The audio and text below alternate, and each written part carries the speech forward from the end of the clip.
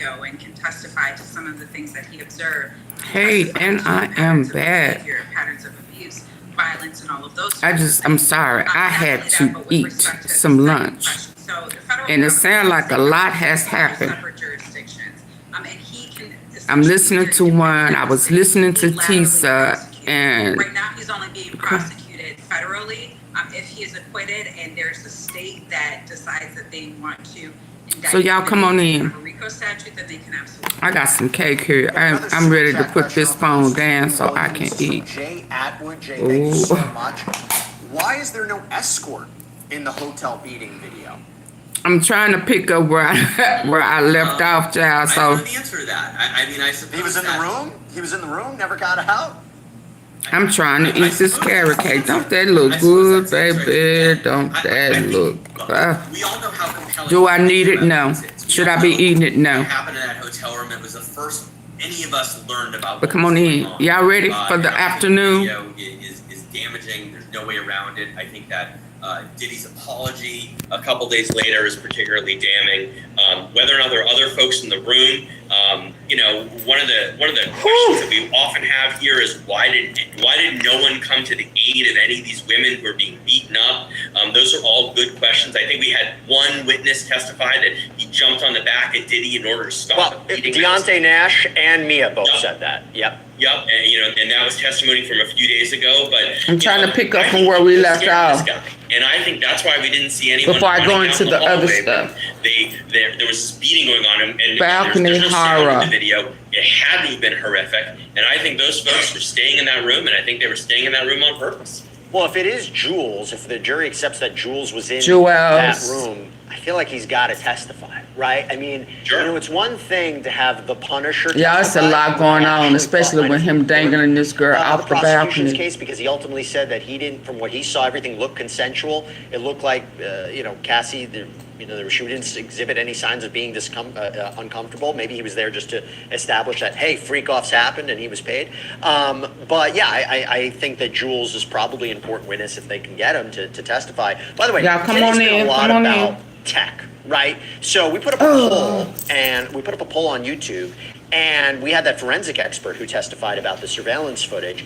Do you believe surveillance footage shown can be trusted if verified by a forensic video expert? And 89% of you said yes, 11% say no. But talking about tech issues, I just got a update from court.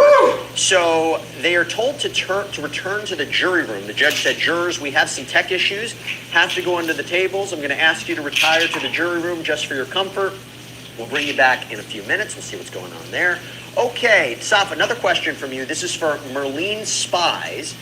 Why are some people using pseudonyms, yet there are a few that may have appeared in the Diddy documentary as some sound so familiar when I listen to Elizabeth? So let's see, why are some using pseudonyms? You know, for this particular purpose, it seems that the government the court has ruled that they can continue to operate under this Jane Doe status or some type of pseudonym to protect their privacy, the possibility of maybe threats of danger, things like that, to protect their privacy with respect to certain things. And you see that a lot when there's like, you know, sexually transmitted disease type cases and things like that. But the fact that we can probably put two and two together on who's who, comparing them to the civil cases, you know, it's very, you know, possible that these are these same individuals, but have just been granted the ability to go under the pseudonym as they are testifying and as witnesses here in the criminal trial. Misty, got a question here from Low-Key Shamar. Will Brian Steele bringing up Mia's Instagram post come back to bite him when Christina Quorum testifies? And the prosecution brings up Diddy calling her his right hand and how she's crucial to his life on his own IG post. Well, I think that's actually a really astute point. And here's what I'll say about defense strategy broadly, because you never really know what's going to come up during testimony, but you, of course, anticipate anything and everything. Threw into balcony furniture. She says, he left and I left. I wanted to take a shower. I felt disgusted. I saw a huge bruise on my leg with like a piercing in the middle and back and neck pain. And then apparently a photograph has been shown. The prosecutor says, is this photo a fair and accurate representation of your leg? He dangled her off of the balcony. Says, I called. Trying to see. I'm trying to catch Elizabeth. Okay. Let's go to the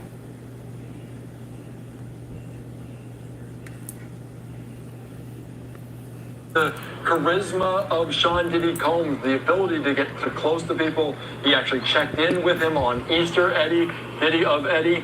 Does that speak to him? And what did you hear about that? Just the closeness of Diddy from a...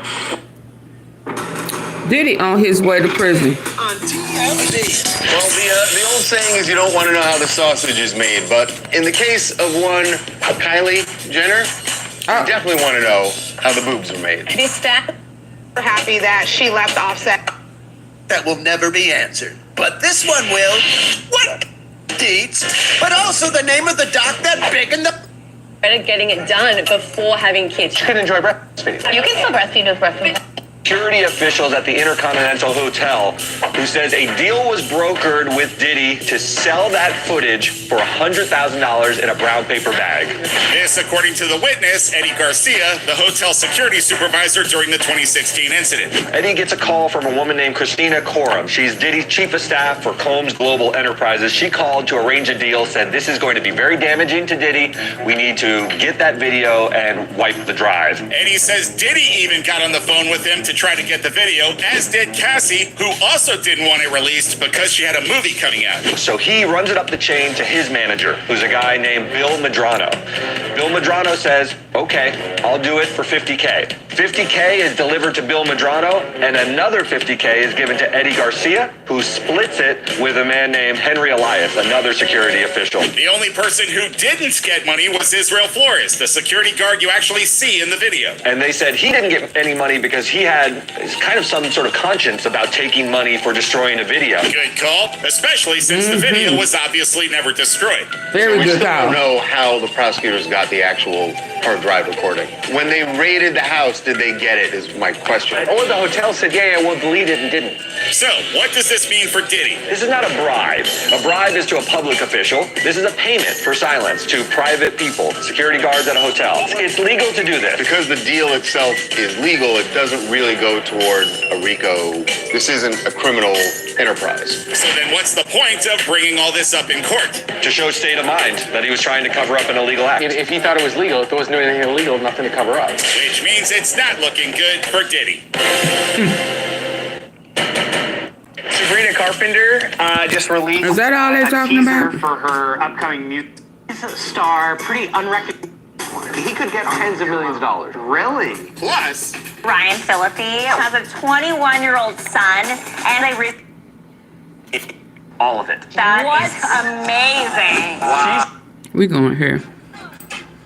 Now, I'm not trying to one get to the gossip, tea, baby. But I will bring you the tea. Welcome to Crime. We want the tea. Please, I don't have any time for any gossip now.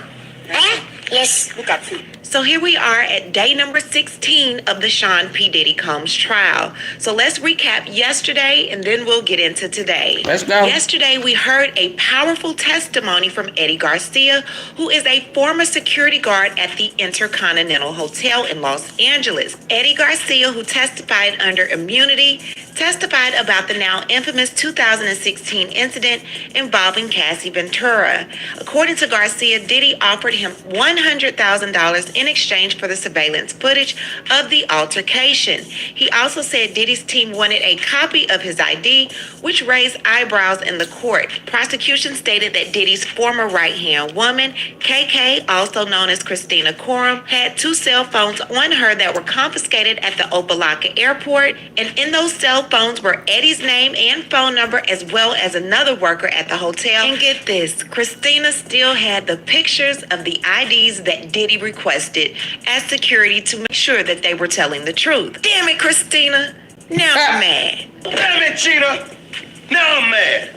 Garcia being able to speak under immunity meant that the prosecution likely believed his testimony is important enough to protect him legally. That signals to the jury that his story plays a serious role in a broader case. Now, the prosecution is trying to show that Diddy operated a criminal enterprise involving not just abuse, but also cover-up, hush payments, and silencing witnesses. Garcia's testimony provides real-world proof that someone in Diddy's camp tried to eliminate evidence of violent behavior. Now it's up to the jury to determine if the prosecution's strategy did indeed work. We also heard from Derek Ferguson yesterday, who was the former CFO of Bad Boy Entertainment. Ferguson said he never witnessed Diddy or anyone around him commit any crimes, use violence, coercion, or SA to boost the image or reputation of Diddy or Bad Boy Entertainment. When asked if he'd ever seen prostitution used in the business, the answer was simply no. He admitted that Diddy had strong work ethic and clear goals,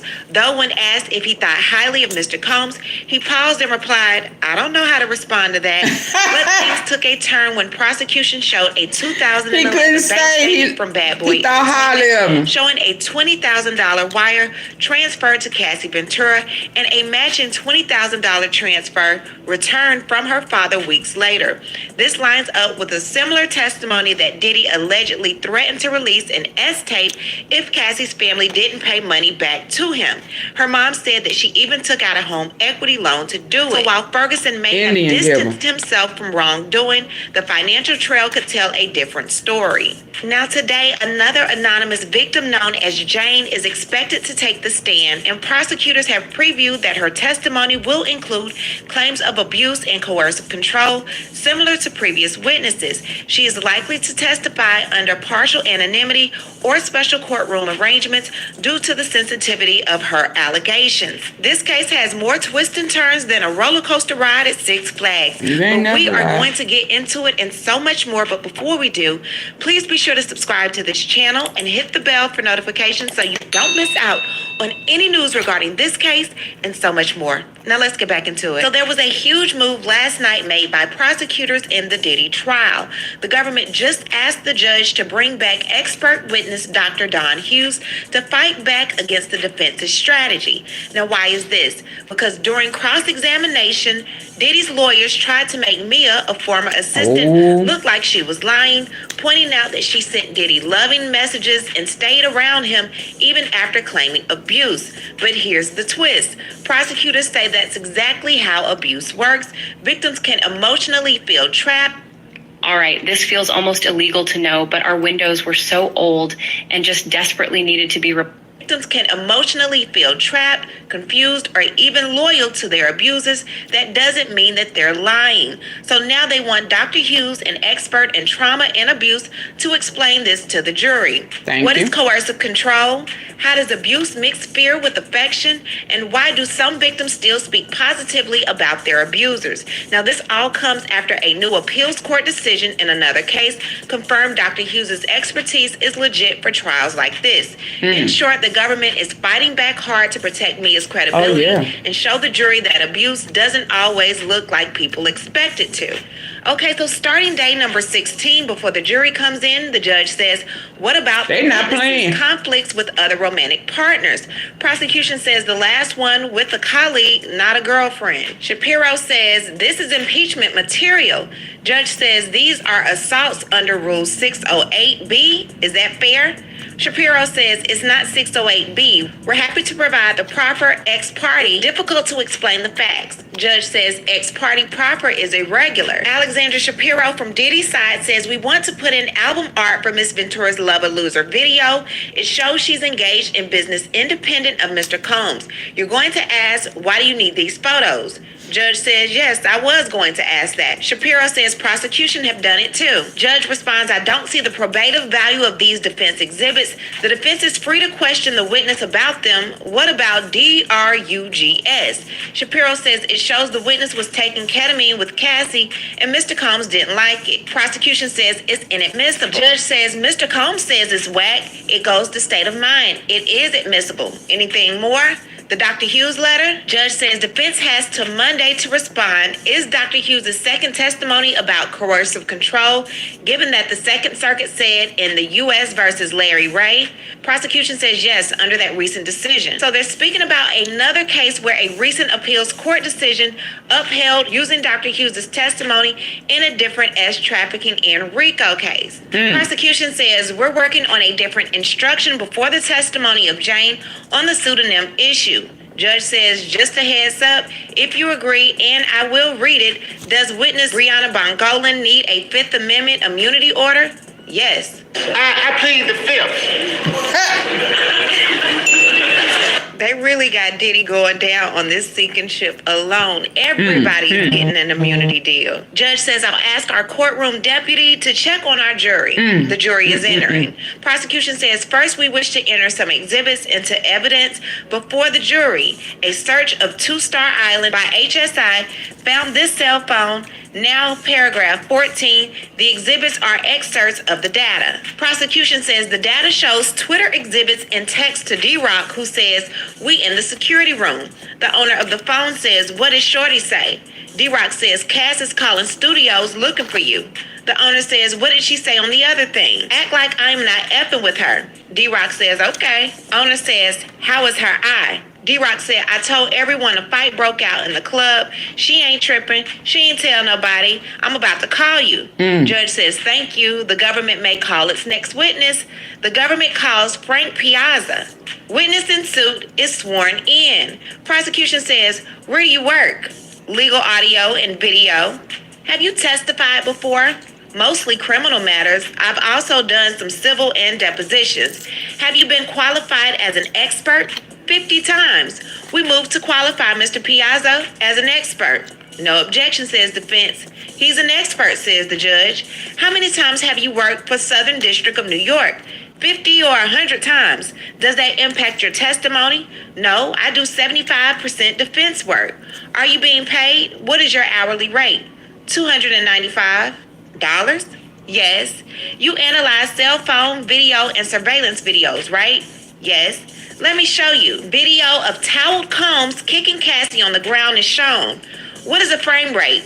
Frame per second. It can cause a video to have more info per second.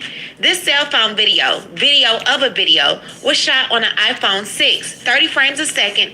It's not edited or tampered with, I found. Did you reach a conclusion? They are accurate. In the surveillance videos, there were issues. Piazza says the clock was sent to play 30 frames a second, but this was 22 frames, so it played faster. We had to account for that. How? We counted the frames and used software to correct the timing. Were the surveillance videos altered? No. Piazza says here the video stream was corrupted. This caused a distortion.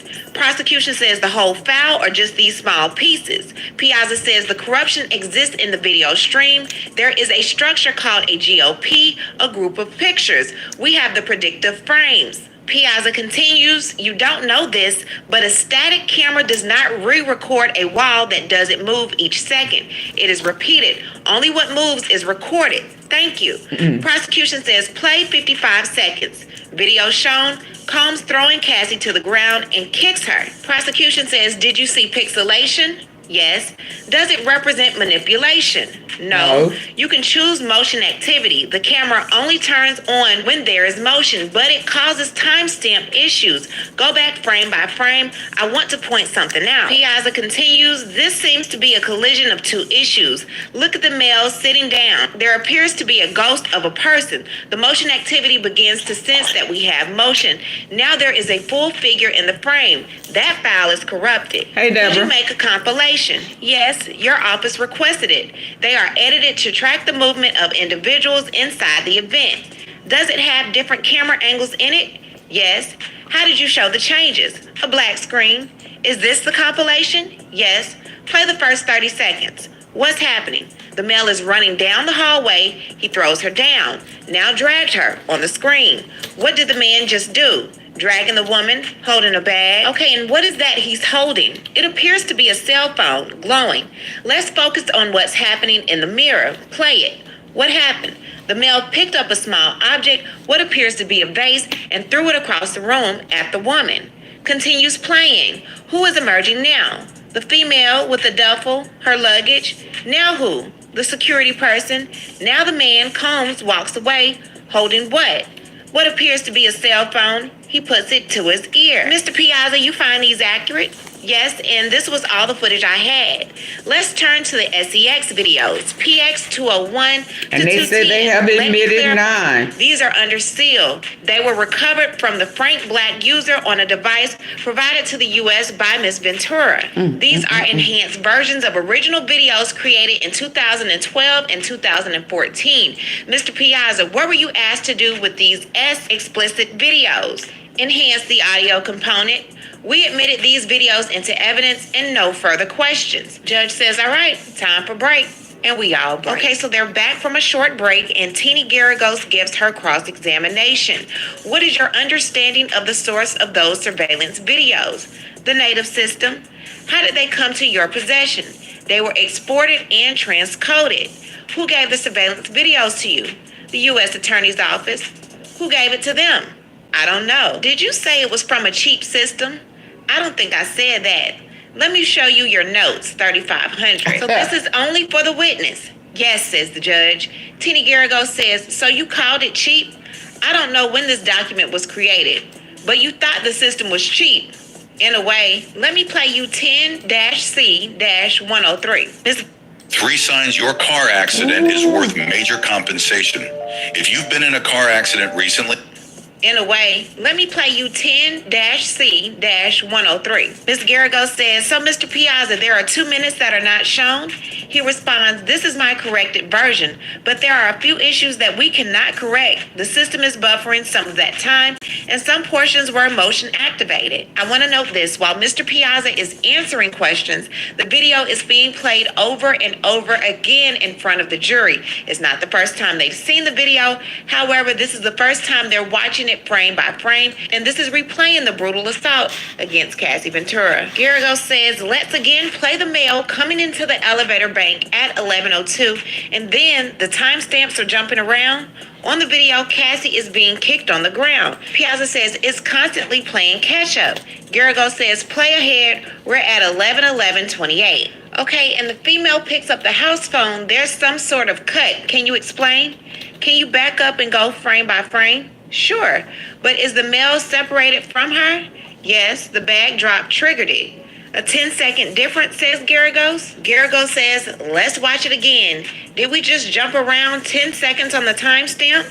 Yes, says Piazza. Piazza says there is a 5-second offset between the 2 cameras.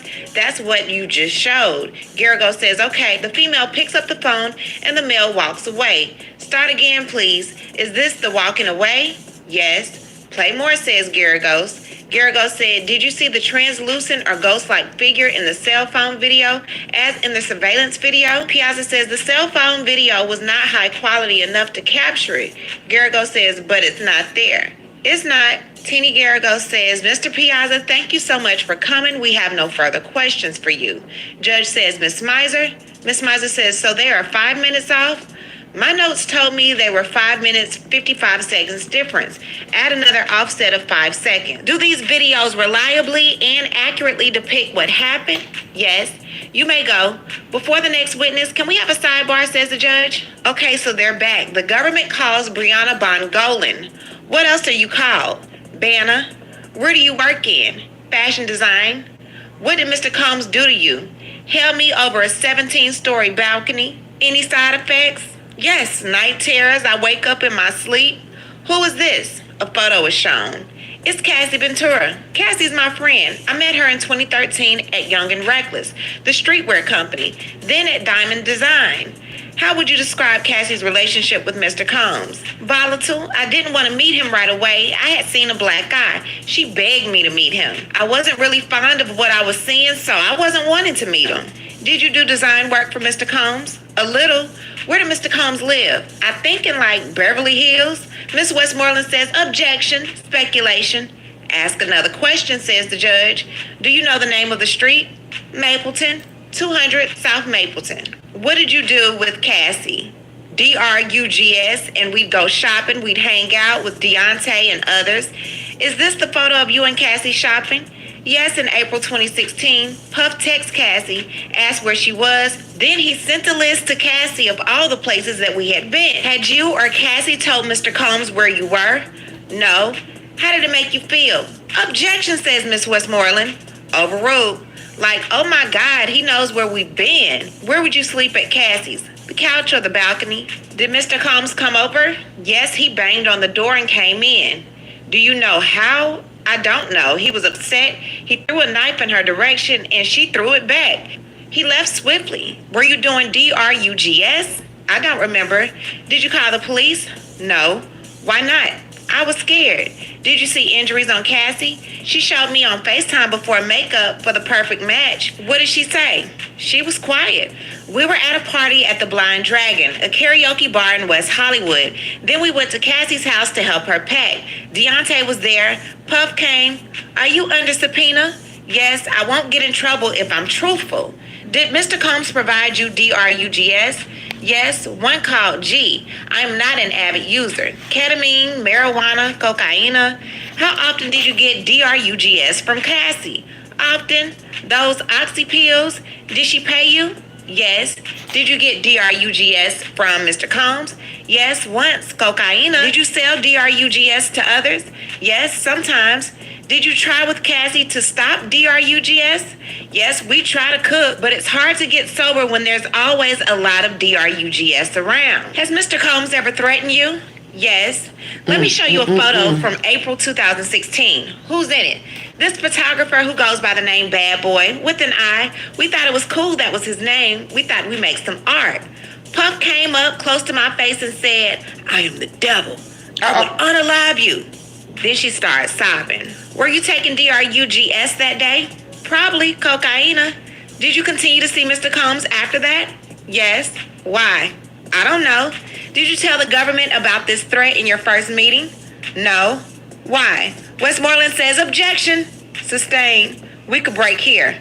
Now they go to break. They're back. Judge says anything before we bring the jury in. Prosecution says no disputes, and she begins to laugh. But we now think Jane will not get on the stand today, given how this is going. We would like to get Enrico Santos on today. Some exhibits for Jane are having technical issues. Judge says okay. The jury comes out, then is told to return to the jury room. Judge says, jurors, we have some technical issues, have to go under the table. I'm going to ask you to retire to the jury room. Just for your comfort, we'll bring you... Listen, paying $14.99 a month for a streaming app and $9.99 a month for a music app and $12.99 for a fitness... Retire to the jury room. Just for your comfort, we'll bring you back in a few moments. The jury comes back in. Prosecutor Smizer says, now what happened on the balcony? I was there, says Bongolan. Who else was there? Cassie and my ex-girlfriend at the time. What were you doing? Sleeping on the couch with my ex? Doing DRUGS? I don't recall. What did you do when Mr. Combs arrived? I took my ex-girlfriend to the bathroom. I went, shh. Why? I don't want to expose her to what I saw. Then what? Went to the balcony and either lit a blunt or was about to. Mr. Combs came behind me on the balcony. He lifted me up and put me on the railing. Can you show us how he held you? To myself? Show us. How much did you weigh? I can't say because of the DRUGS, but about 115 pounds. What did Mr. Combs scream at you? He yelled, you know what the F you did? I said back, I don't know what the F I did. How long did he hold you there? How long did it take to say that multiple times? You know what the F you did. What next? He threw me onto the balcony furniture. Were you injured? I didn't know at first. What did Cassie say? Along the lines of, did you just hang her over the balcony? Then I heard, her girlfriend is in the house. He left and I left. I wanted to take a shower. I felt disgusted. I saw a huge bruise on my leg with like a piercing in the middle and back and neck pain. Is this photo a fair and accurate representation of your leg? Yes. I called one of my managers and they said, if you're scared of anything else, just go to the chiropractor. Did you tell the chiropractor who done it to you? No, they asked, but I just paid and took the neck brace. Now, while photos of Brianna Bongolan's injuries were being shown to the court, Sean Combs leaned over to his attorney, Tina Garagos, and peered into a monitor displaying the image. Garagos' hands were steepled in front of her face as Combs spoke to her. Combs, who has been leaning back and forth in his chair and listening intently to Bongolan's testimony, briefly motioned into the monitor again when another image came up of Bongolan's bandaged back. He spoke to his lawyer as Bongolan described her efforts to get sober and testified that certain details of the balcony incident in Cassie Ventura's lawsuit against Combs was incorrect. Is the neck brace in this photo of you? Yes. Did you ever talk with Mr. Combs about this? I said, I don't want any problems with you. He didn't say anything. When did you last see them? January 2nd, 2018. How did you remember that? I tattooed the date on myself. Why? It's the day I decided to get sober. It was a New Year's thing in Miami at the one hotel. Puff, Cassie, and I 8 hours of ketamine together. Are you aware Cassie included the balcony incident in her complaint? Yes, I told her she had the facts wrong and it wasn't a hotel. And Tiffany, have you talked with Cassie about your testimony or hers? No, I have nightmares. I scream. When was the last time you had nightmares? The other day. Have you hired a lawyer about the balcony incident? Yes, my first lawyer hired in January 2024. Did you mention everything in your first meeting with us? No. Did your first lawyer send demand letters to Mr. Combs? Multiple and the demand was high. He picked it. Did you approve the letters? No, they were incorrect. I let him go. Who? Tyrone Blackburn. Rihanna filed a $10 million lawsuit and she said the reason why is because I wanted to seek justice for what happened to me on the balcony. The suit was filed late last year in Los Angeles State Supreme Court. Did people reach out to you? Yes. Tiffany, Cassie, the producer Rob Holloway. Was he friends with Mr. Combs? Yes. Westmoreland says, may we have a sidebar? Judge says, you may. Okay, so now they're back. Who did Mr. Holliday say he was calling for? Puff. What offer was he being authorized to offer? Westmoreland says, objection. Sustained. How did you feel during the call? I declined the offer. Westmoreland says not responsive. Sustained. Move on unless you're prepared to ask some of the foundational questions we discussed at sidebar. Did you talk with him again? No. After yet another sidebar, the judge says the objections are sustained. Move on. Smizer said, your lawsuit, did you write it? No. How much is being requested? $10 million. Nothing further. Judge says cross. Westmoreland says yes. Please. Now, although Nicole Westmoreland is a late addition to Diddy's sprawling team, which now has about 10 attorneys, she cross-examined just one witness before now, Don Richard, previously of the group Danity Kane. And we all know how that went down. Miss Westmoreland continues. I need to ask you some questions. You have immunity as long as what you say today is true, right? Yes. Who decides if you're lying? The prosecutors? Miss Bangolin, you were a graphic designer. Yes. You and Cassie would work on designs including at her house, true? Yes. All right, you were focused on a t-shirt design. There were a lot of things, yes. She asked you to come over? Yes. You suggested Cassie do a photo shoot in the pool in just a t-shirt? That wasn't the first idea, but yes. You began to feel comfortable with her. Sounds about like it. You spent the night? Yes. You went to parties with Cassie? Not going to parties, but we partied. Okay, you did a lot of DRUGS with Cassie, right? Yes. How did marijuana make you feel? Sometimes hungry. How does ecstasy make you feel? Uplighted. How about G? Like the negative parts of alcohol. And perk? I threw up. Cocoa Puff? Blunt with weed and cocaina? Turn. Dust. PCP. Primos. P-Dog. You would agree with me that you and Cassie had a serious DRUG problem? Yes. You sold DRUGS to Cassie a lot? Yes. You got her hundreds of pills? Yes, they were hers. Okay, let's hear the names of the DRUG dealers. I don't know if I can. Let's refresh. In this job, your clothing line did not work out due to the skater mentality at Diamond Supply Company. I believe they saw the vision, but whatever. You believed you were one of Cassie's best friends?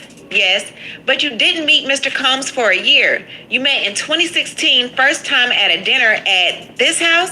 Yes. He was standoffish with you? Yes. Did you talk with Deontay Nash after his testimony? Yes, but not about his testimony, right? We know what's going on, says Miss Bongolin. You don't need to talk because you know? Objection. Sustained. You hired Tyrone Blackburn to sue Mr. Combs. It was to seek justice. Your definition of seeking justice is to sue Mr. Combs. Can you rephrase that, Miss Bongolin says? Suing for money. Yes. Well, it could have been a scheme that Todd set up for him to come to you with the booty. November 2023, you were aware She Cassie made that filed a up. lawsuit. You were working together then, right? Yes. May we have a sidebar? You may. Okay, so they're back. Westmoreland says Cassie included the balcony incident in her lawsuit. True. Cassie said this happened at a hotel. True. She didn't say it like that. You said your apartment, it has a balcony. I didn't say it like that. Cassie told you she never saw you over a balcony? No, ma'am, I don't remember that. Westmoreland laughs. All right, right here. Read this page, then look up. You had these conversations? I don't know. About this alleged balcony incident, you and Miss Ventura talked about the date, the place, who was there. True. In 2015 and 2016, you didn't see any signs of violence. True. I don't know the exact year. The birthday party, what DRUGS were you doing? I don't remember. The alleged knife throwing incident, he just walked in and threw a knife? I'm not sure. Are you telling the truth? Objection. It's being said that Nicole Westmoreland's voice is thundering through the microphone as she cross-examined Brianna Bongolan. A very different tactic from the other defense attorneys who were generally deferential when questioning their clients' alleged victims. Westmoreland immediately characterized Bongolan's testimony about Combs' attack on her as suspect, as she spent nearly 15 minutes asking the witness to detail DRUGS she took with Cassie Ventura. Judge says sustained. Westmoreland says, didn't you tell the government they would get in knife fights, plural? I don't remember. Let me show you. I was suggesting where the knife came from because it makes no sense. You were saying you didn't know how he got in to throw the knife, but once he left, you were no longer worried. I don't remember how I left. You say at a photo shoot, Mr. Combs said, I will unalive you. Yes, but at first you told the government it was at a party, correct? I don't know. Your first demand letter said Mr. Combs said, I will unalive you while he hung you over the balcony. He did both, just not at the same time. Prosecution says sidebar. And after a long sidebar, Westmoreland says you met the government January 18th, 2024. Didn't mention that I could unalive you, but put it in your subsequent demand letter? Yes, in a demand letter. I don't know when. Okay, read this. The whole thing? No, this paragraph. As much as you want, says the judge. More options means even more affordable ideas for your bathroom from Floor & Decor. Thanks. Okay. Westmoreland says you didn't tell the government about the I would unalive you, but Tyrone was there? Yes, I let him go. DRUGS were expensive, right? They are expensive? Now, says Miss Westmoreland. I don't know. Did you run out of money for DRUGS? I don't remember that. You and Cassie had a DRUGS partnership. Yes. Cassie would pay for the DRUGS. You go buy them? Yes. Did you meet the government on May 25th, 2025 and June 2nd, 3rd, and 4th? Yeah, that's not long ago. That's today, said Miss Westmoreland. Oh, I'm not that good with dates. And the balcony incident, you didn't tell the government there was a party in the apartment? I don't remember that. You told the government your girlfriend was in the bathroom, not that you took her in there. That's my ex. Your complaint says you were smoking a cigarette on the balcony, not weed. I don't remember. Different things? Yes. You told the government you recalled he was charging at you. I don't remember. Didn't you first say Mr. Combs essayed you on the balcony? I showed them where his hands were. You said he groped your breasts, or your lawyer said it. My lawyer said that. At this point, Westmoreland is looking at her like, drugs and alcohol have ruined my life. Didn't you tell the prosecution 2 days ago that you couldn't remember what happened out on the balcony? I don't remember. Do you remember what DRUGS you were on? No. Nope. Didn't you tell the government you took Molly, G, and cocaine? Maybe. That's a lot of DRUGS. Didn't you take them all? No, not all on the same night. Hey, bro, come on now, dog. Come on, man. Judge says, Miss Westmoreland, how much more do you have? Westmoreland said, how much can I get? Then she bust out laughing. I'd like to finish today. I ask you how long? Quite a bit more. Jurors, you may go until 11 a.m. tomorrow, says the judge. Baby, that was painful. Oh, my goodness. what I need to do is hear from you. What do you think about everything now going on in the world of Diddy and the Diddy trial? Leave a comment. Oh my God, what do they have? Talk to you guys later. Hey, Prince y'all, let's go to the next one. Don't forget to subscribe to this channel. Oh my God, there's a lot going on, ain't it? It just really sounds like they are, what is it, fishing for straws. Do you remember? What is this? Let's go here. Gross. Like if you look, okay, this, I am live outside of the Diddy trial. It's New York City. That's why it's loud like this. Lord have mercy. Hey, Lord have mercy, y'all. Live outside of the Diddy trial. New York City sounds. Live and in living color. Oh my gosh.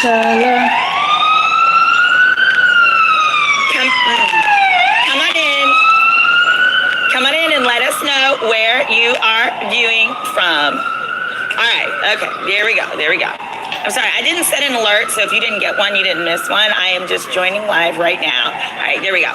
But, all right, there we go. Silent. All right, I'm gonna go over. Today is day 15.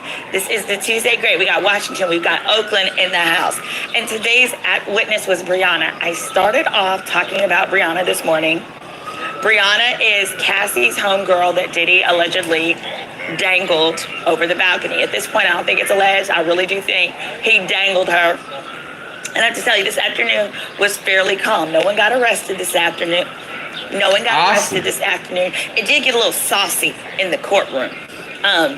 There was a woman on one of the breaks, a woman named Emily was like, it feels like once Cassie got her settlement, that everyone else was like, I want to sue too. And I said, and what's wrong with that?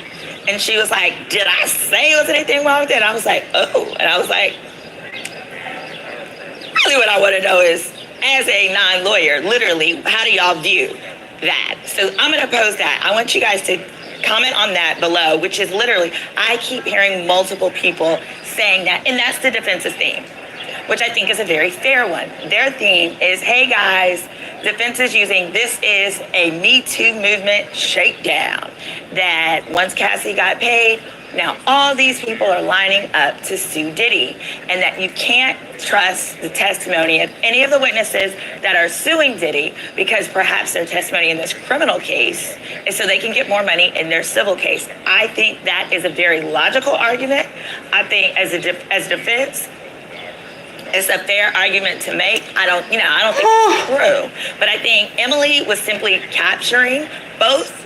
It was like she picked up the defense's argument, but she was also asking that very legitimate question. It says if he is innocent, then he has nothing to worry about. That's true. Yeah, I don't think anybody's like blaming anyone. I think that was a catchy theme, and I think that theme is working. So with that theme in mind, I'm gonna give you a breakdown of what happened this afternoon, y'all. Overall, let me tell you this. Okay, so I haven't listened to her point of view. So let me give mine. Is it okay if I give mine based on what she said, since I done ate a little something and had me some good old dessert? I say this, Diddy may walk, Diddy not walking. Diddy not walking. There's no way for him to walk, y'all. Stop that. If anything, I mean, they already have way more than two. They have to have two, and I don't care if somebody is paid on the witness stand.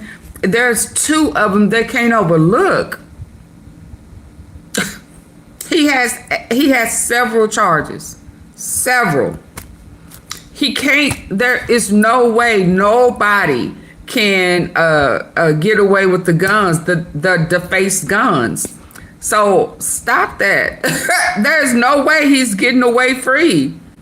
Nothing. Defaced guns. Stop right there. That's 15. So how can he walk?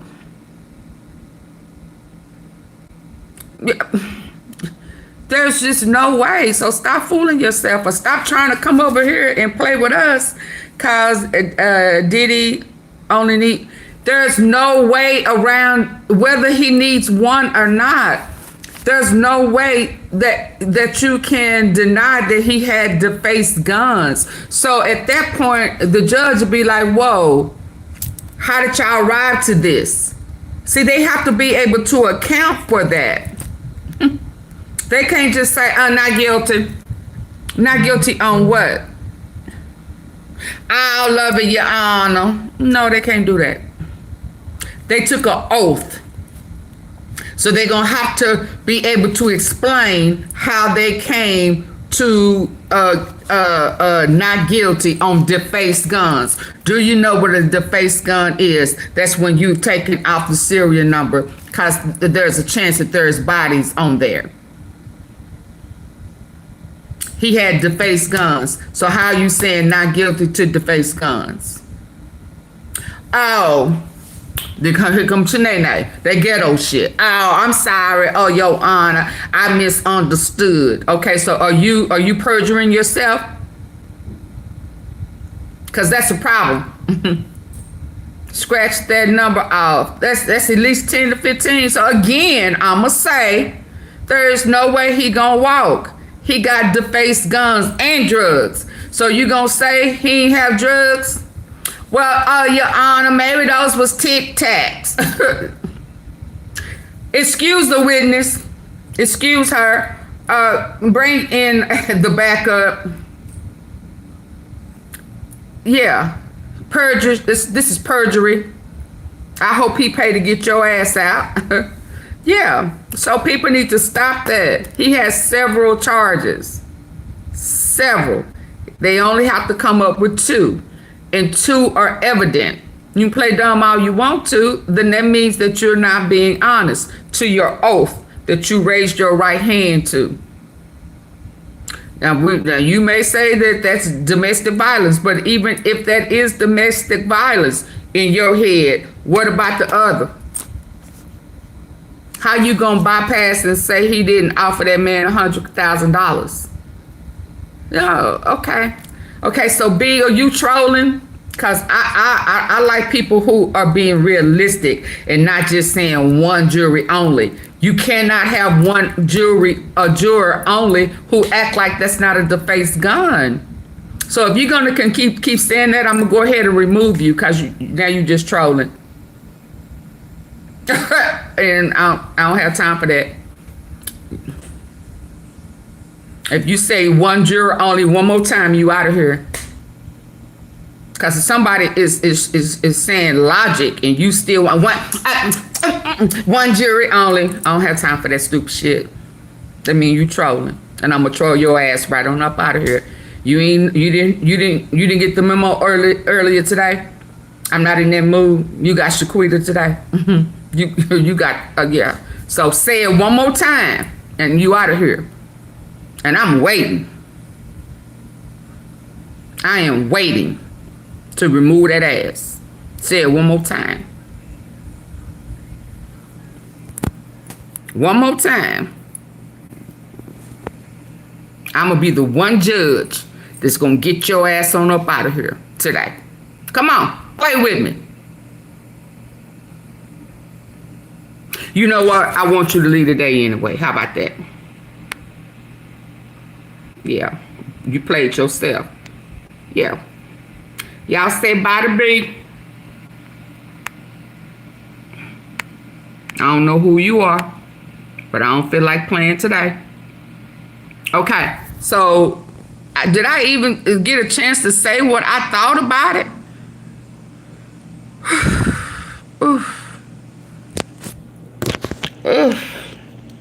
Defense slaughtered her.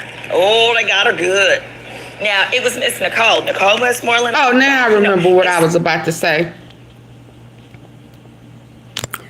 He would not have to worry about a grab, a Me Too grab, if he'd have left them people's cookies alone. It's just that simple. If he was concerned about people jumping on a Me Too bandwagon, then he should have stayed his ass away from taking their cookies. And because he didn't,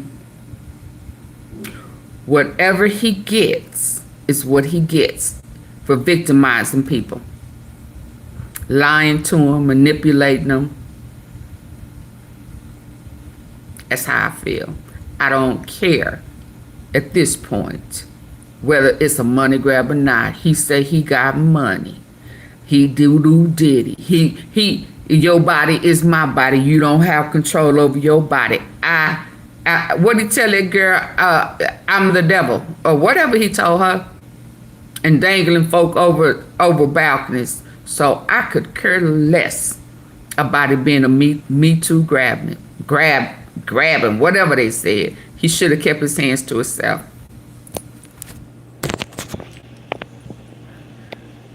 People gonna learn today. Her in there. She's an itty bitty thing. Now Nicole's like a cutesy little thing, right? Now who was I trying to speak to today? With this Princess. confidence and this control and this, I know what I'm talking about. And she has this, and she's from the South. So she has like this little bit of a dialect where I wrote down, let me tell you something. With Nicole, oh, that was a good one. She has great tone, her voice. I said if she was my mama, I would always pick up my toys. That's how you feel. I don't know if she has kids or nothing, but if Nicole was your mom, you'd always pick up your toys. Your room would always be clean, that type. Like, you're not going to play with Nicole Westmoreland. It's not happening. It's not happening. Who is Nicole Westmoreland? Say, huh? Okay, like Nicole in the building. We got it. All right, so Nicole does the cross, and effectively, where the direct went is at the direct. That was the prosecution. So that continued after lunch. The highlights of that, where she told the story of basically Diddy coming in. She's still to this day not clear on why Diddy was upset with her. But Diddy comes in and he grabs her. She ain't but 4'11", okay? And he dangles her off the balcony and she is terrified. That's what she said on direct. He's such a bully. Now, they get the cross.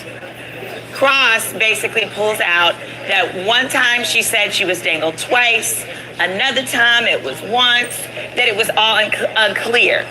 Basically, they tried to establish that if she could lie once, she would lie again, and that she could not be trusted. Now, here's the thing with how the defense does that, and this is something that if you're not necessarily a lawyer, you may not pick up and understand. What was messed up is what the defense does is the defense gets notes from the prosecution. After each of the times that the prosecution has interviewed a witness, they must type up a set of notes and provide it to the defense, giving them a summary of what the witness said. Here's the problem. It's not 100% accurate. It is not verbatim. There is no court reporter. The notes literally come from the attorneys or the investigators in the room, whichever one. And you may have seen this in the ASAP Rocky trial. So what happens is, a lot of times the defense lawyers are able to trip up the witnesses because what they'll say is, isn't it true that you told the government such and such and such on your first visit? Y'all, sometimes the notes will be wrong. They'll be straight up wrong. And I've only seen once in this whole case where the note was wrong and the witness said, no, I didn't say that, or no, that was inaccurate, because I think that the prosecution needs to explain when they prep the witnesses that, hey, if the government says, didn't you tell the government X, Y, or maybe the defense says, didn't you tell the government X, Y, or Z, and tries to say that what you're saying on the stand is a lie or is inconsistent with what you told us when we privately spoke. We're here to let you know all they have is notes. So feel free to look at that note, and if it's incorrect, you can say on the stand that wasn't correct. So like one time, the note said, I don't know, let me give you an example. Like the note said she likes drugs or something. And the truth was she said she does not like drugs. Like they left out the word not. Mm-hmm. Whatever it was, there we go, not. Whatever it was, that witness was able to be like, no, it's missing it's incorrect. It should be not. Because I didn't say that I liked that. I said I did not like that. Whatever it is like that. Anyway, so my point is, they tripped her up multiple times. And the crux of what was pulled out was this. Y'all, Tyrone Blackburn. Tyrone Blackburn, if you're not familiar, hit that subscribe button as you're watching. Tyrone Blackburn is a civil attorney who is representing many of Diddy's victims. So after the Cassie case, one of the next big ones that sued Diddy, my earrings hurt, y'all. I got these from the beauty supply. They probably turning my ears green as we speak. Apologies. And so Tyrone Blackburn represented Lil Rod, the first guy who filed suit against Diddy. Oh, I should have been. The other, he also represented the other girl who said, mustard on that beat, whoever that girl is. She's a little bit nutty. I forget her name, but she was the one who was, she said she met Diddy at a white party. That girl. She was represented by Tyrone, and then Tyrone dubbed her. Tyrone also represented Dahlia Graves. Dahlia Graves was a victim who claimed that Diddy and his security guard assaulted her. She represented him, and then she dropped him. Well, so did this girl, Brianna. Brianna had Tyrone, and then Tyrone dropped him. Let me tell you, what they did to try and diminish Adriana English. Thank you. Mustard on that beat. There we go, Adriana. Oh, that's the girl. That was one of the other victims. Now, she's a little different.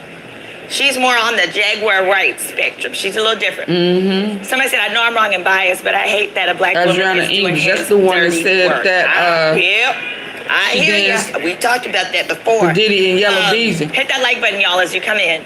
So Tyrone Blackburn has represented a number of people, including he also represented the young lady who was suing Nicki Minaj, who was the victim of Nicki Minaj's husband, and then sued Nicki for, I don't know if it was, I think it was defamation and other things. He's represented her as well. Anyway, he's represented a whole lot of people, and nobody has gotten paid from what I've seen. I have yet to see, I don't like talking about other lawyers. I don't like talking about other lawyers in an ugly way, but I'm just saying factually, I did do a search, and I have not seen where any one of Tyrone Blackburn's clients in the last 2 years have received a dime out of settlement money.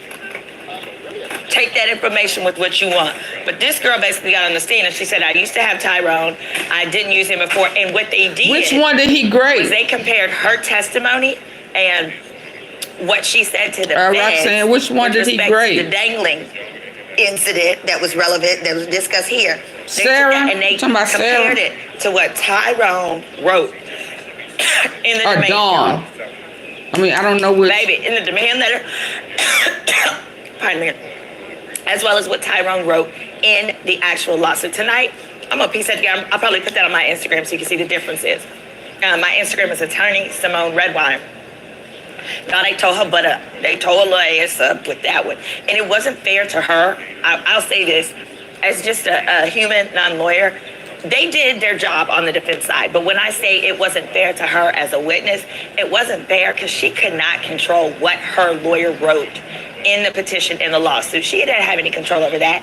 So one of the things, for example, is in the morning time, she testified that she was at, I think it was in the beach, or she was at a photo shoot, and that Diddy pulled her to the side or whatever, and Diddy said, I could kill you. I'm the devil. I could kill you. Well, they then said, well, didn't you tell the government that he told you that at a party? And then didn't you tell your lawyer he said that when he was dangling you over the balcony? So it was like, oh, this is 3 different versions. Y'all, the lawyer, Tyrone Blackburn, put in the lawsuit that she said that Diddy said that while dangling her. So it made her look like a liar. And here's the thing. I can see how a lawyer getting her story could include that fact and put it at the wrong spot. Because the truth of the matter is this, right? Whether Diddy says the words or not, if he's in fact dangling you over a building, he is basically telling you, I could kill you, right? Right. I mean, that's the whole part of dangling somebody, is to threaten them and making them think they could be unalived at any point. So what I found was the actual issue of where he said, I could kill you, don't matter. The fact, did he dangle you or not? Were you dangling or were you not dangling? If there was no dangling, then why was Diddy negotiating a settlement with you? Because that was one of the facts that came out.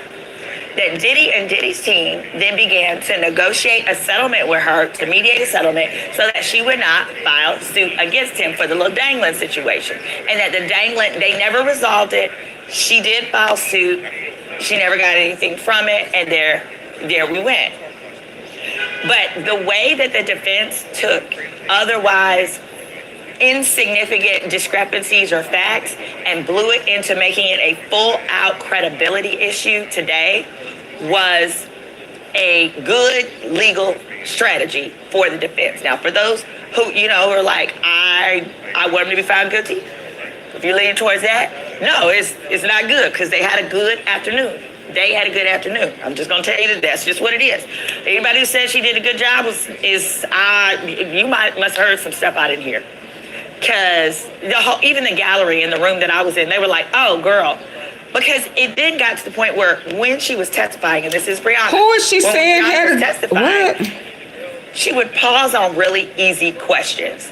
And so what it seemed like when she was doing it, it was like she was trying to think of her answer from the perspective of, we all know if it's the truth, you don't have to think about it, right? So it made it seem like she was lying, like she was trying to think up a lie. In reality, as an attorney, I've seen people do this. I've been a witness before, and really what you're doing is you're kind of trying to think about, well, wait a minute, where are they going with this question? Because you're like, before I answer it, I want to have an idea of where they're going with it, because I don't want them to walk me into it. Here we go. I don't know why I'm frozen. Sorry, guys. But yeah, why it was like she was trying to prevent from being. Oh, yeah, I don't care what he goes to prison for. We got 1,500 in the chat. Hit that subscribe button as well, please. Okay, please swipe my hair down in the back. Oh, thank you, got it. So I really feel like their strategy was good. I am looking forward to. They got like an hour, like 30 minutes to an hour more on the cross-examination, and then the government is going to try and rehabilitate her. Here's what I think we need to see on that rehabilitation. One, she's going to need to have the opportunity to clarify that, look, any discrepancies between my testimony and what was in the lawsuit that was filed on my behalf by my civil lawyer, I don't have any control over. Because what the defense tried to establish is that you let your lawyers lie and you never corrected it. Well, that's not true. That's why she got another lawyer. And it's my understanding her new lawyers filed what's called an amended petition, which is a correction. Y'all, here was the bombshell. The prosecution has not yet done their redirect. That's not going to be today. That'll be tomorrow. So that's when the prosecution will get the chance to help her rehabilitate herself. Y'all, this was the bombshell. Y'all, please tell me why. So, all day, in her testimony, on direct, she never, ever, ever alleged that Diddy S8'd her. Never. Y'all, do you know Tyrone Blackburn put that in the lawsuit that he filed? Mr. Blackburn put that in the lawsuit. And on the stand, the defense was like... Okay, so she confusing me. Do I need to remove this? Because she's confusing me. The defense was like, well, did you know? They were like, you alleged that Diddy S8'd you. And it was like, what? Everybody was like, what? When in reality, I was like, that wasn't fair. So that's why I say the defense did a slam up job, and I think they really made her look cuckoo for Cocoa Puffs. Speaking of Cocoa Puffs, y'all, when the defense asked her about what kind of drugs she did together, her and Cassie, she said one of them was a Cocoa Puff. She said, well, what's a Cocoa Puff? She said, it's a blunt lace with powder. You know, white girl. You know, that's what we call it, white girl over here. It is you open up a blunt, you sprinkle the powder in there, then you roll up and you smoke it. I have never known anything about that. But aside from the Cocoa Puffs, okay, which was the drug that allegedly she did with her. So Tyrone puts in the civil petition that he had that. Do I need to? Okay, I'm gonna ask y'all because y'all can see I'm not. Are y'all digging this? Because she confusing me about Tyrone. Do y'all want to continue to listen to this one or go on to the next one? Because I don't want to keep hearing something about Tyrone. Do we want to hear this? Y'all tell me if we want to hear this. Give me a 1 if we want to hear it, 2 if we don't. Because I don't know who Tyrone is. So come on, I got 180-something people in here. Do we want to know? Next. Come on, give me 2 more. 2 more responses. Come on, good people. How peach fat drop down. Roxanne, you done already said next. That's it. I need 2 more people to break this tie. Roxanne said next. This she gave. Come on, y'all. Do we want to hear? Did I take my vitamins today? Next. Okay. Hey, Macy. Okay. Because I don't.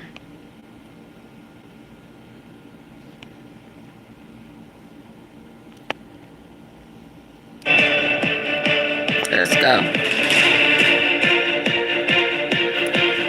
Hi, I'm Eva Pilgrim. Thanks for streaming with us. 2 new witnesses taking the stand on day 16 of testimony in the Sean Diddy Combs sex trafficking and racketeering trial. This morning, a forensic video expert testified about that 2016 hotel surveillance footage showing Combs attacking Cassie Ventura.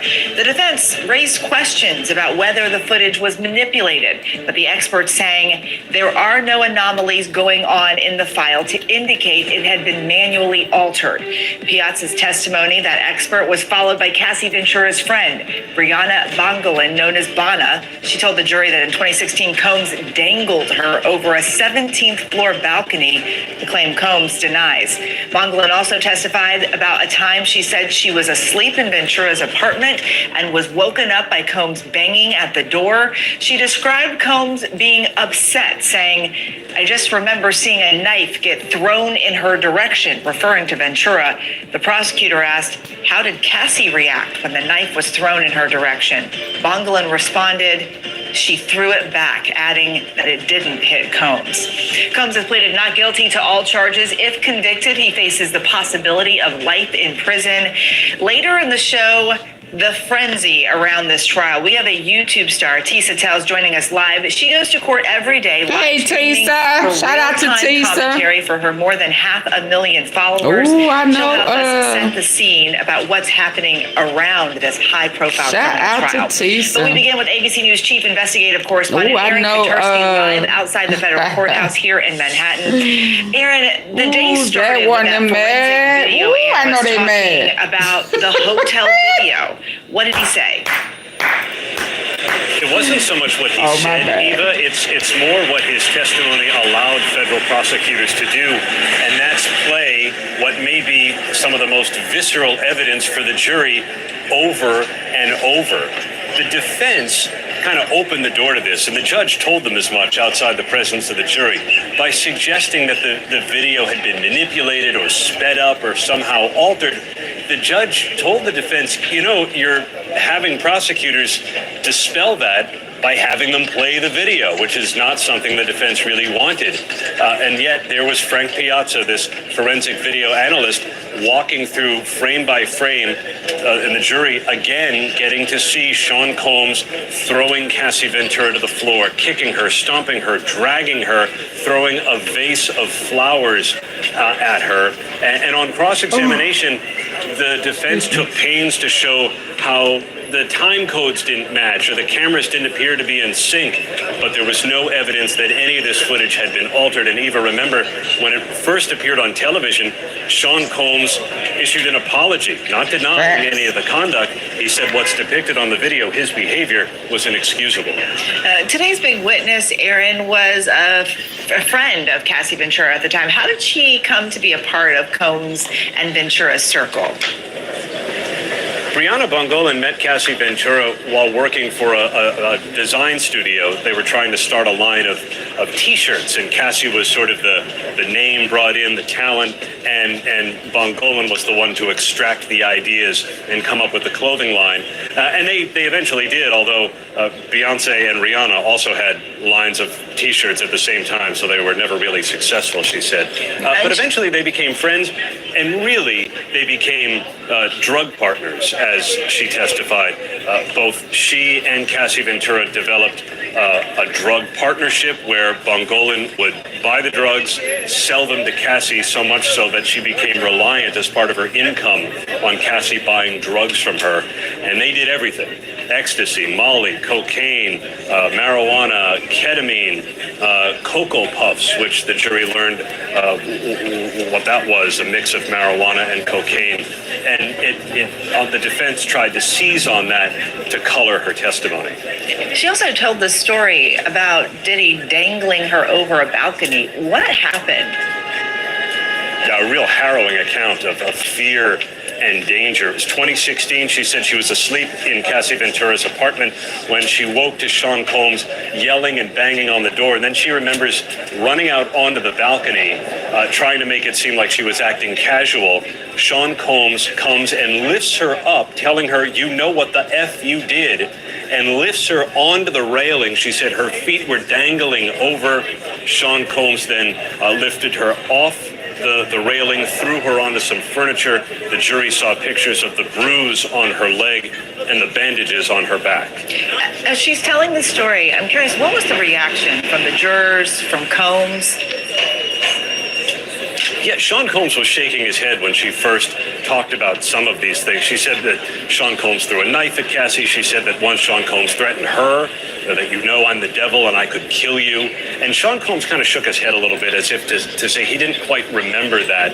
Oh, and yeah. on cross-examination, the defense hammered home what they said were inconsistencies in the way that she's gone over these accounts with prosecutors before trial, the way she testified to them today, and the way she wrote about them in a civil lawsuit that sought $10 million from Sean Combs. Bongolan's going to take the stand again tomorrow. What can we expect from her tomorrow? There'll be more of the same relentless cross-examination. Defense attorney Nicole Westmoreland is asking her, you said this to prosecutors, you testified this way. What's up with that? I don't remember. Over and over and over. But Eva, I'm curious. She said she was strung out on drugs. It even matters, because Right. the only thing I can figure is that her story about the balcony and the knife throwing, it all kind of goes to the racketeering point that maybe this is why Cassie Ventura, as prosecutors allege, felt coerced into sexual acts, because she witnessed some of the violence that Bongolan described. On the other hand, her testimony may not have been important at all for that reason, but because she did testify that Sean Combs sold her drugs, another component of racketeering, and that may be what prosecutors hope to gain from her testimony.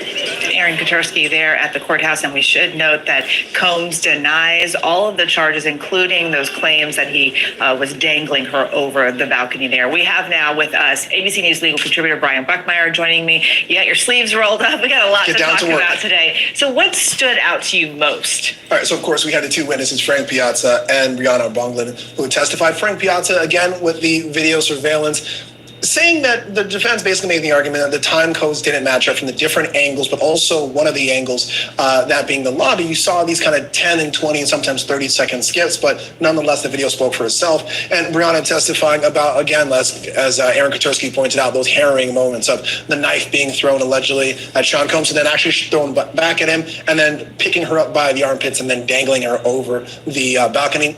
I still have a big question mark as to whether or not it's true. We'll talk about that in a moment, though. Okay, this video expert that we heard from today, he confirmed that the video was not altered, that it had been unaltered.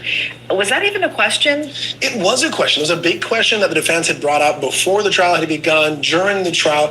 And I'm not sure if, for lack of a term, the juice was worth the squeeze, because they're combating this argument. They're trying to make it seem like it's being skipped over, it's sped up to make it look more menacing. But it gave the government the opportunity to play it over and over and over again. And that's not something you want the jury to see of your client. Some of the most violent and dangerous testimony and video they're going to see in this case. We also heard from Cassie Ventura's friend at the time, Brianna Bongolan.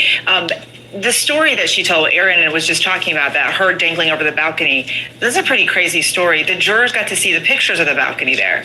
Yeah, so she's testifying on the stand that for a split second she was thinking she was going to fall, but for the most part he was just yelling over and over again for about 15 seconds. But I'm the son of a general contractor, and I thought that this story didn't make sense because most balconies, if you know, I mean, we have young children, we see balconies all the time, and like, that's too low, too high. Balconies in California and New York have to be 42 inches high. She's 5'1", if you believe Sean Combs' social media and posts. He's 5'10". To pick up someone by the armpits and lift them 42 inches high to that point, That didn't make sense to me. And the allegations that she's using drugs and that she couldn't understand or remember a lot of these incidences, I think that's what the defense is going to really hone in on and be like, this story is not plausible. It must not be true. Yeah, we heard Aaron talk a lot about all the list of drugs that she said she had been using. And that at some point, both her and Cassie Ventura tried to stop using the drugs, but they couldn't. Why was that? Drug use is difficult, especially when you're talking about the various cocktails. I mean, I've practiced defense here in New York for over a decade, and I was learning about some of the drugs that they were using, the Cocoa Puffs that Aaron brought up. But they did say they were close friends trying to kick the habit that they had tried cooking as a way of trying to pull apart from the drug use. But it was so much, even to the point that Brianna, when she reached out, when Cassie had filed a lawsuit about this very incident about the balcony, she said, some of those facts are incorrect. It wasn't at a hotel. This person wasn't there. This didn't happen. And her response was very interesting as to Cassie kind of just almost shrugging it off and her giving an excuse of, we used a lot of drugs at the time, so maybe the story might have been off. Another thing I think the defense is going to hone in on, and I'm not quite sure if this was the best witness to put on at the end of the day. I don't think it really helped the government, but it definitely gave the defense someone to kind of point out and say, this is false. And they might be able to sprinkle that throughout the rest of the trial and say, maybe other things are false too. Brian Buckmeyer, always so good to have you. Still ahead, allegations of abuse and violence, admissions of heavy drug use. Which side did the best in presenting their case today? Our legal minds, Brian and Bernardo, break it all down for us when we come back.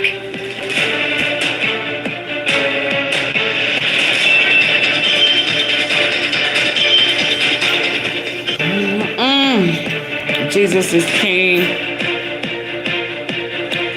Jesus is king. News Live. Time now to examine the key legal strategies we saw playing out in court today at the Sean Diddy.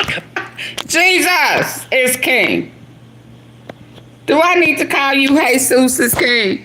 You said, how your name Jesus is king, and you saying the truth don't give a damn what anyone's opinion is the truth will all come out. Maybe a lot of cover up. I agree. But how your name is Jesus is king and you saying I don't give a damn. I had to stop and laugh. I've been fussing all day. You made me laugh. So shout out to you, Jesus is king. Cause I ain't finna be saying Jesus is king until I don't give a damn.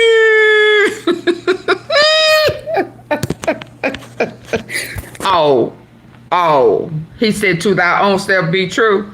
So you ain't gonna fake the funk like you didn't mean what you said. Is that all? Let's go. Trial. We have Brian Buckmeyer breaking down the defense, Bernardo Villalona analyzing the prosecution. Bernardo, we're going to start with you. That video, we got to see it again. I mean, how many times has the jury seen it at this point?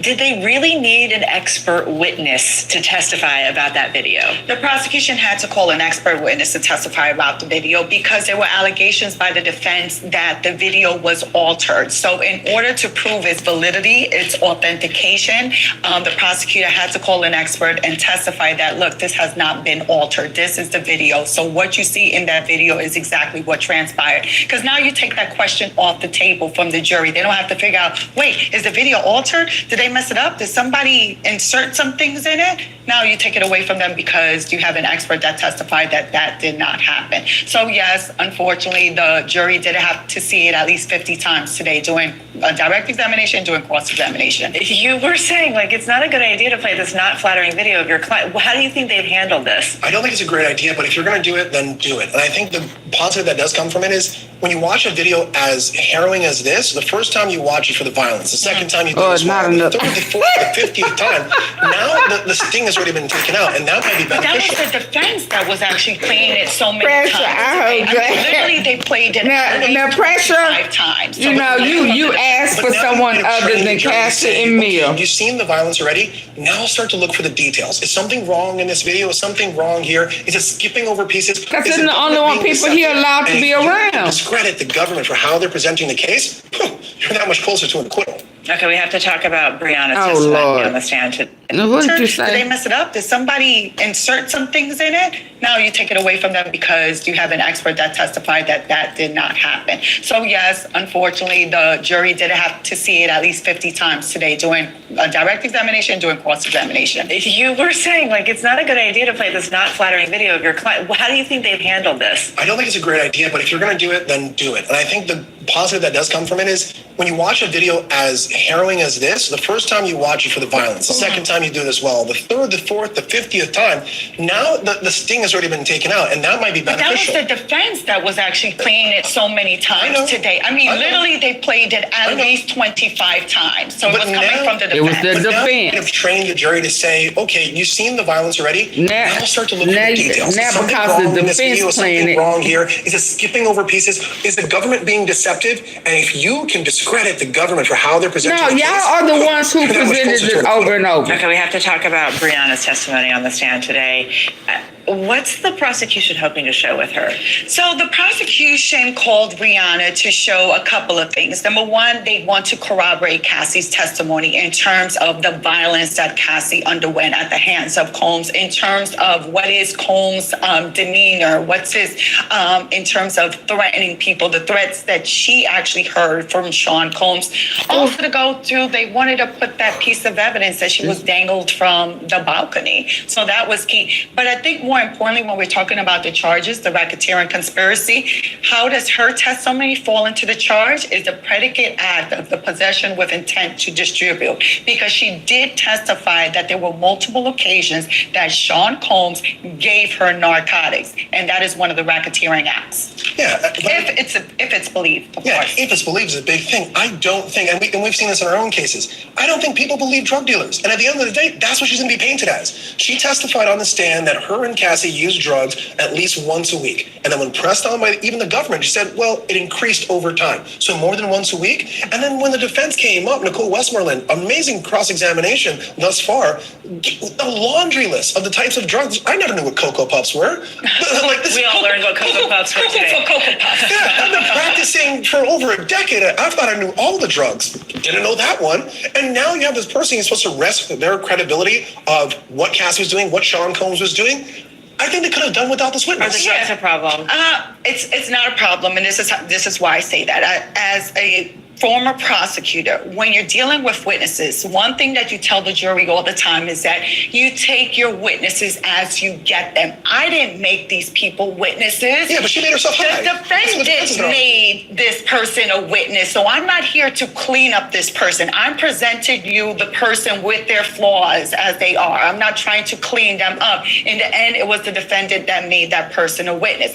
Also, remember that it also fits in the narrative in the sense of that the prosecution is saying that Sean Combs is the one who got Cassie addicted to drugs. So here you have That's corroboration from another person that's on drugs, that this is how much drugs they used to take as a result Clean of them up it. as you want. And let me parse through this. I feel for people who have substance abuse issues. It is a serious thing in this country. We have represented people can't get who past hit this rock one. bottom, and my heart breaks for them. On both sides, On both sides. prosecution and the up this person. I'm presenting you the person with their flaws as they are. I'm not trying to clean them up. In the end, it was the defendant that made that person a witness. Also, remember that it also fits in the narrative in the sense of that the prosecution is saying that Sean Combs is the one who got Cassie addicted to drugs. So here you have the corroboration from another person that's on drugs, that this is how much drugs they used to take as a result Clean of them up it. as you want. And let me parse through this. I feel for people who have substance abuse issues. It is a serious thing in this country. We have represented people who have hit rock bottom, and my heart breaks for them. On both sides, I think this prosecution lady and was a defense. lie. I'm not discrediting her for having that abuse and going through that. That is her own trauma that she's working through. No. But if you're going to ask me to believe what she heard, what she saw, what she I don't know. I don't know. All I know is I just thank God that I ain't never been on drugs. I don't know if, I don't think that I would be, anyway. I don't think that it would be smart for me to get on no witness stand and admit that I have used all type of drugs. I was a drug addict. I was a drug dealer. I mean, so if you're going to admit to that, so are you saying that's a lie? So if you're going to say she lying about one thing, so you don't think she was strung out on drugs? You don't think she ate the cuckoo for Cocoa Puffs? You don't think that she was high? You don't think she did drugs with Cassie? You don't think she did drugs? Or are you going to say that because when they asked her about him SAing her, she said, no, that didn't happen. So was she lying when she said, no, that didn't happen? I don't care what's in that paper. I don't care what that other attorney said. That didn't happen. So was she lying? Was she lying about that? So you saying that he did try to SA her, although she said that's not true.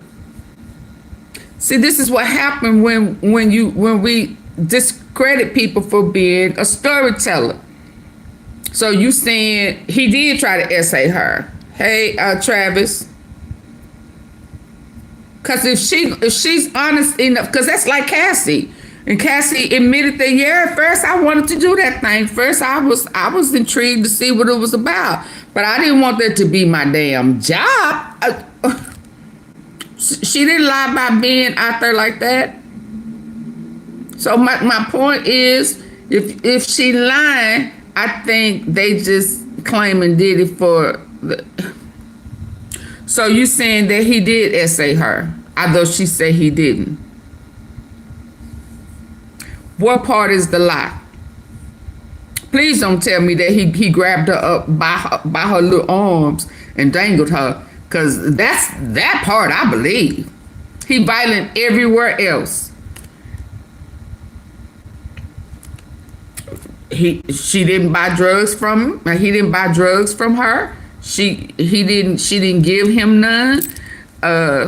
Because if we gonna say she lying, then we gonna have to say she lying when she say he did not try to SA her.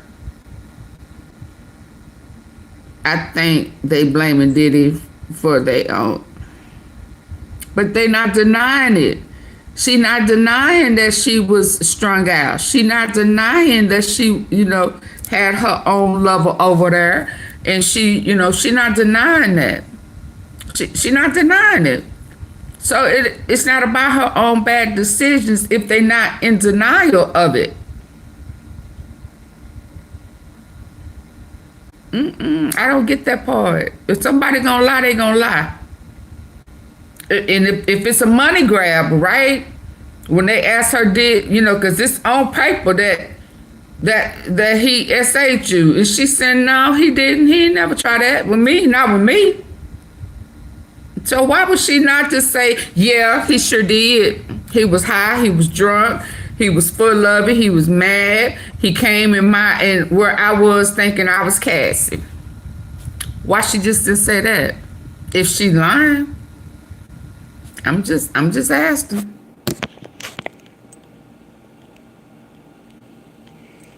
Testing to when she was in the thralls of it all, that's a whole different thing that I think is difficult for the jury. I hope she gets the help. I'm glad that she has a tattoo of January 2nd, 2018 on her neck, and she's now getting sober. But believing what she saw and heard on that day, that's a different thing that the jury's having to You don't think she was believable? No, I don't think in many things. I still go back to the balcony. I'm like, it doesn't make sense if Sean Combs is picking her up from underneath the armpits to clear that level.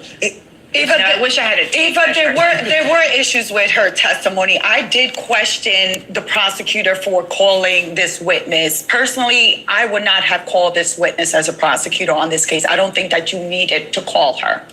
Why would you not have called her? Because I don't think that the pros of what she brings to the table. And watch, it's gonna be a video of him lifting her little ass up. Are not outweighed by the cons that she has in terms of the. He done threw grown men off their bed, off his bed.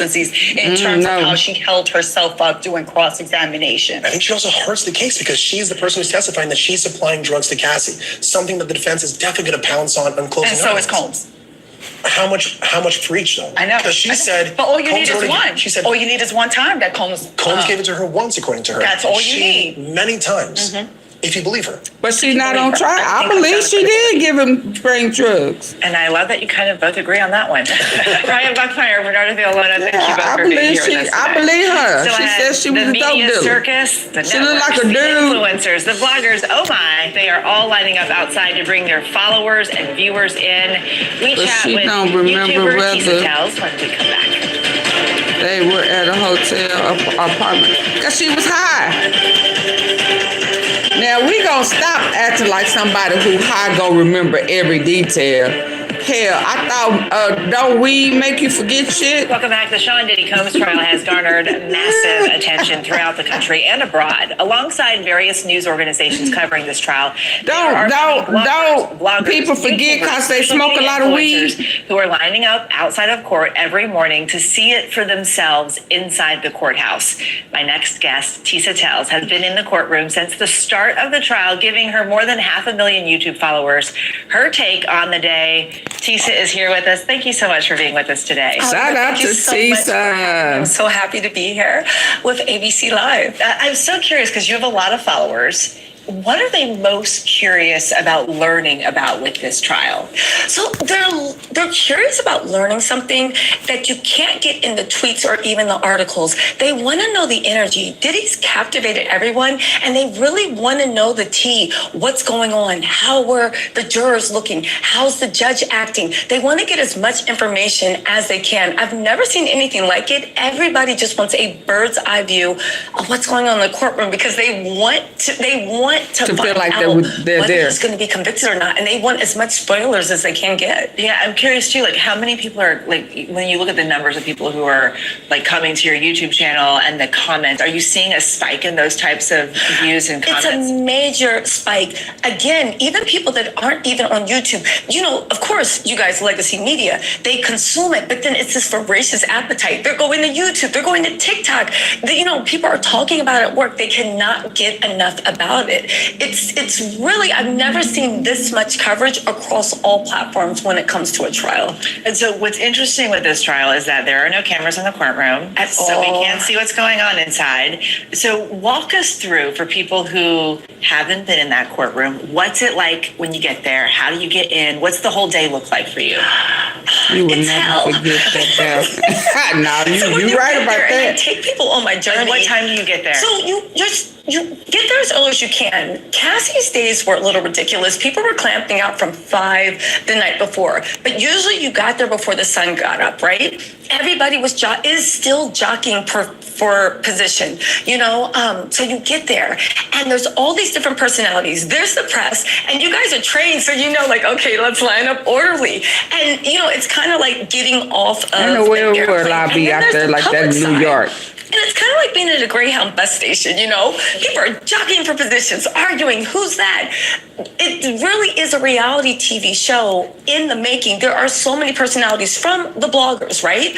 And as a blogger, it's surreal seeing people that you watch actually in real life. But then there's the general public. Then there are people that are just like looky-loos. Then there are the pro-Diddy people, and it's literally in one line, all these personalities coming together, all these random arguments, all these random jokes. It literally is almost like the precursor to the main event. So it's something else being out there. You know? I think I saw somewhere that like people have had to hire security because it's gotten a little hairy out there. Yes, it is me. I am people. It has gotten crazy outside in the line. Again, I talk to people in the media and they're just like, they've never seen anything like it. There are people threatening to hurt people because how dare you laugh at Diddy's legacy. There are people very pro-Diddy. And the thing is, I'm like, do any of you guys ever have any ties to Sean Diddy Combs, or is this just like stan culture? But again, there have been scuffles that broke out in line, fights that have broken out in line. I think the federal marshals can't wait until we get off their step because they're like, what is going on now? And then you have different levels, right? You're outside, and then they put you into a bullpen. So there's human conflict that happens on the street, right? To put it nicely. And then you go into this bullpen. Same human conflict, right? But now they've reorganized everybody. So now it's like, oh, I was number 4. How dare you, this and that. All this thing. People are like talking about beef they saw online. People are saying, scream, free Diddy, how dare you. And then you go into the courthouse and they shuffle us up again. So it literally is like, it's Russian something, roulette. but it invigorates you and it gets you ready because you feel like you've finally gone through war and now you're in the promised land in the courtroom. They only take the first 14 people, so that's another into the main courtroom. So that's another reason why everybody is doing what they can to get a front row seat Because they want to be inside the courtroom, not in the overflow room. Yeah. You covered other trials. You've been into other courtrooms. How does this one compare to those? I've never seen anything like this. In other trials, yes, you know, there's media attention. You know, it's great being around actually legacy media because even being in line, just even talking to you guys, I'm learning so much. Things I didn't consider, things that I should do, and how to up my game. And I feel like a lot of content creators are really appreciating being with legacy media to actually learn the way things are done. Well, we love having you guys with us as well. We learn a lot from you. Really? We are out of time. Tisa Toes. Okay. Keep on telling everybody. Thank you. Thank you for joining us. And thank you Tisa for just joining show us. talk, We'll can't have she? new episodes every day of the But you're trial. right, Show Pressure, streams you right will now. never, and I do mean never, At 5:30 p.m. Eastern. and forget Pacific. being dangled For even over a more balcony. On the Diddy trial, make sure to follow our podcast. And you probably at Traff, should Case never Custody, forget hosted by where our that friend balcony Brian Buckler was. on Apple Podcasts, Spotify, or wherever Just you make sure listen. you don't ever Even go there, New mess York. around and go there Have a good again. rest of your day. This case makes the feds prosecution look slow. How can you say that? It makes, let me tell you what it makes. It makes the people that Diddy has chosen to manipulate and look slow. Because you say what you want to say. Every damn near every day they show something that shows his racketeering. It's just the guys who are in that, females too, who are in their life or do some of the things that he is accused of doing that thinks is silly or you know, like they don't have a case. They do have a case. They have a case.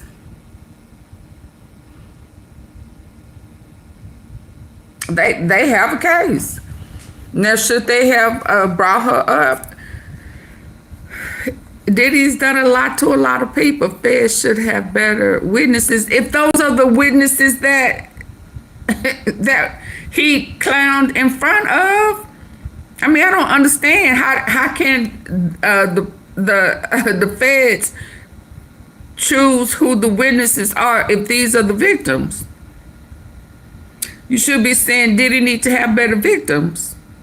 But he chooses his, you say he chooses fools well. So which one is it? Do he choose his fools well, or the feds need to have better witnesses? Because it's his fools that are the witnesses. All right? How much would it cost for you to get on the floor? How much money you got, Canadian grower?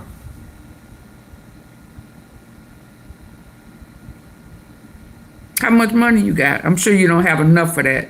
So go ahead and leave. Bye. Bye. Go ahead and leave so I won't have to do it. You don't, just by the way you talk, I know you don't have enough money to get me to do a motherfucking thing. Okay? You can't leave on your own. I gotta put you out. I gotta pick. See, Pressure, you talking about the people, they crazy, they silly, they slow, they a fool. You got them in the comments. Do your mama have a OnlyFans? And to ask me any questions, you need to put it on the super chat. Put it on the super chat, super sticker. Oh, you're an old white man. Oh, looking like Santa Claus. Lord. Put it on a super sticker. Don't ask me nothing unless it's on a super chat, super sticker. You need to pay me to ask me questions.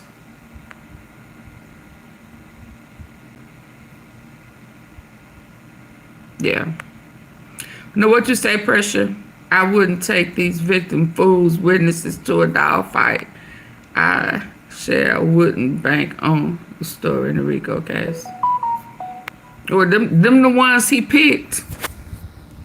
You see it ain't too many other than Dunn. How many? Where the rest of them at? What's next? Let's see what's next. Yeah, we looked at this one. Okay, well, bye.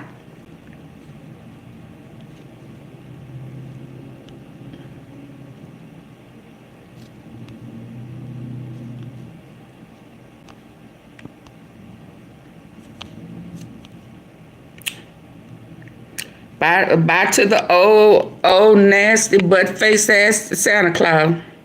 It's free to check. Just takes a few and drag Cassandra Ventura fine, and the circumstances surrounding that event may y'all say bye to the mustard face in this whole trial. Mustard face ass Santa Claus. Has this one episode at the Intercontinental Hotel just proven almost all of the charges that Combs faces? We're going to break down all the major ways this event has been brought up in testimony and has been used to prove the elements of the crimes and how the defense is fighting back. Welcome to Sidebar, presented by Law and Crime. I'm Jesse Weber.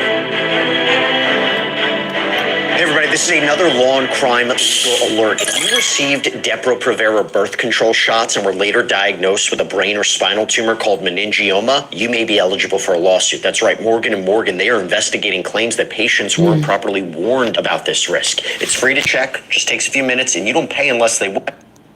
Testimony yesterday about a security officer allegedly being paid off. I mean, there is a lot here to this, and I believe that when closing arguments come down the line in 4 weeks or so, prosecutors are going to focus on this so much. So I'm going to break down the most critical times that this 2016 event and the circumstances surrounding it were mentioned so far in this trial and how it can be used by the prosecution to potentially convict Combs of racketeering, sex trafficking, and transportation to engage in prostitution. Let me give you an idea about what I'm talking about. Let's go back to opening statements. This is what the prosecution said. The defendant's physical attacks on Cassie happened at freak-offs too. As you will see on video during this trial, the defendant hit and kicked Cassie in the hallway of an LA hotel, trying to drag her back to the room where they had been with an escort. The defense said, first, what Combs did to Cassie on this videotape is indefensible. It is hard. Could we use your house to trial our 24-hour bathroom upgrade system?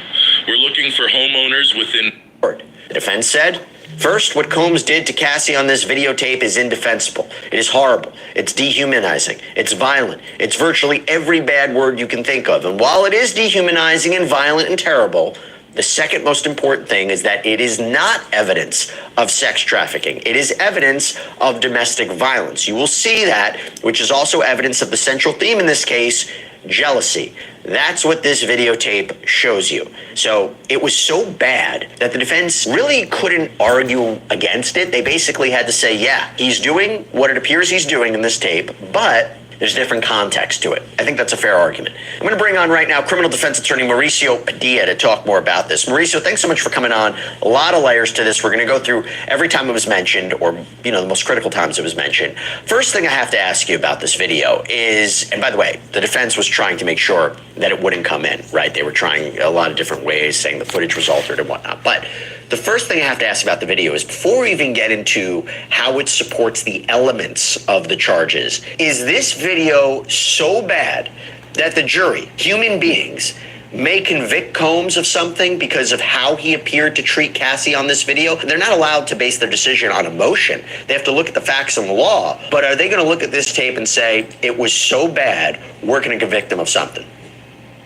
Yeah, and I've always said that about the video. At the end of the day, jurors are not robots. Jurors are not AI, chat GPT. Jurors are human beings. And well, not yet. Not yet, at least. Yeah. Yeah, right. But listen, human beings are emotional. And when you show that to someone, in the back of their mind, they're like, you know what? I don't like this guy. And if they don't like you, that's already step one to them convicting you.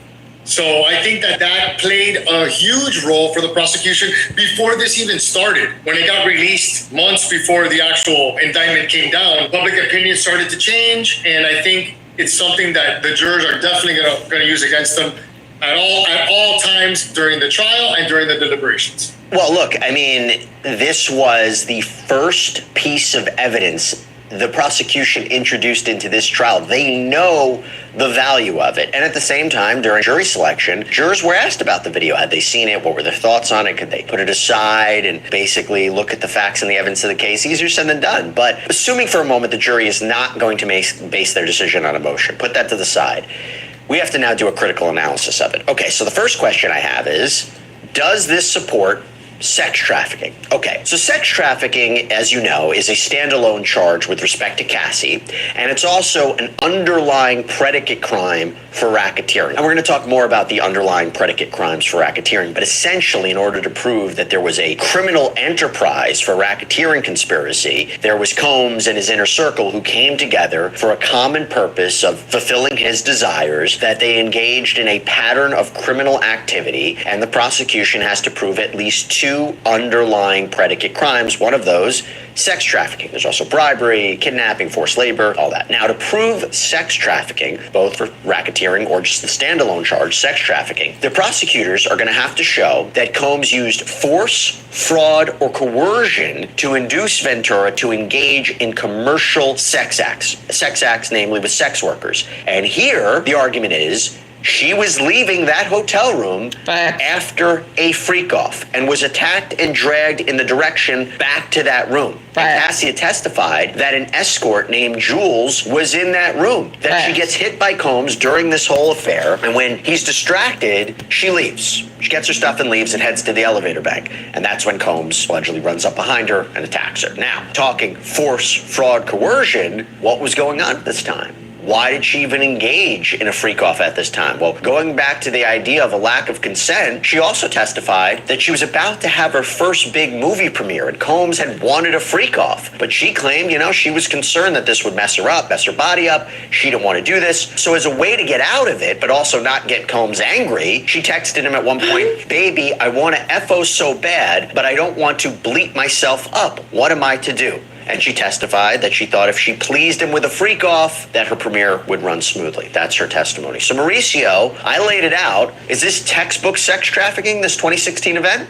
I mean, it can be argued that it is. At the end of the day, in a universal sense, the prosecution, the government is saying that Diddy used force, coercion, and all of a sudden this video's got him in a towel, beating up Cassie. I mean, it's checking off a lot of boxes to satisfy what they want this jury to believe. So I think it is evidence of a lot of the elements of sex trafficking. There's just no way around it. Or was it in another state? No, it was in LA. And by the way, I should tell you that Jules, right, this alleged sex worker, Cassie had testified that he had been used in LA and New York and Miami and Vegas. So he was apparently this commercial sex worker. So you're having it, by the way, and I'll talk about this a little bit later, but I also think it proves transportation to engage in prostitution, right? If you're talking about transporting victims and transporting sex workers for the purposes of prostitution, doesn't even have to be a freak-off, for the purposes of prostitution. If he was paid for it, he was used in these different locations. Isn't this clearly prove that too?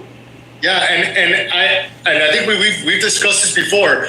There's going to be evidence of the credit cards, of the purchase flights. Those are things that he can't get away from, because at the time that he was doing this, he was acting like if this wasn't illegal. So it wasn't like he was covering up buying the air travel for these prostitutes. These are things that were pretty much illegal, but were happening like if it was a normal corporate expense. So I think you're going to see a lot of evidence to justify and to solidify the government's position that he was paying these prostitutes to travel to have sex. Law is the law. It don't matter whether it's emotions or logic. The CFO, former CFO, had testified yesterday. We didn't get that concrete evidence. We got an understanding that Combs had some personal accounts, that his staff had carried cash. They were also talking about the success of the businesses. And it was interesting, under cross-examination, he was questioned about, you didn't see any criminal activity. None of this alleged criminal activity. So you saying that kind of going against the law? But going back to 2016. Your understanding. Can the prosecution you can look over facts. This episode alone to prove the sex trafficking count in the indictment? I see why a lot of people they have been go to saying jail. that Cassie had engaged in a number of freak-offs that she didn't want to, that violence was quite pervasive in this relationship. But if they focus purely on this, can you convict somebody on sex trafficking on one event, or do you need multiple events? You can convict somebody of sex trafficking of one event, and I believe that the video. But you don't believe that, do you, Pressure?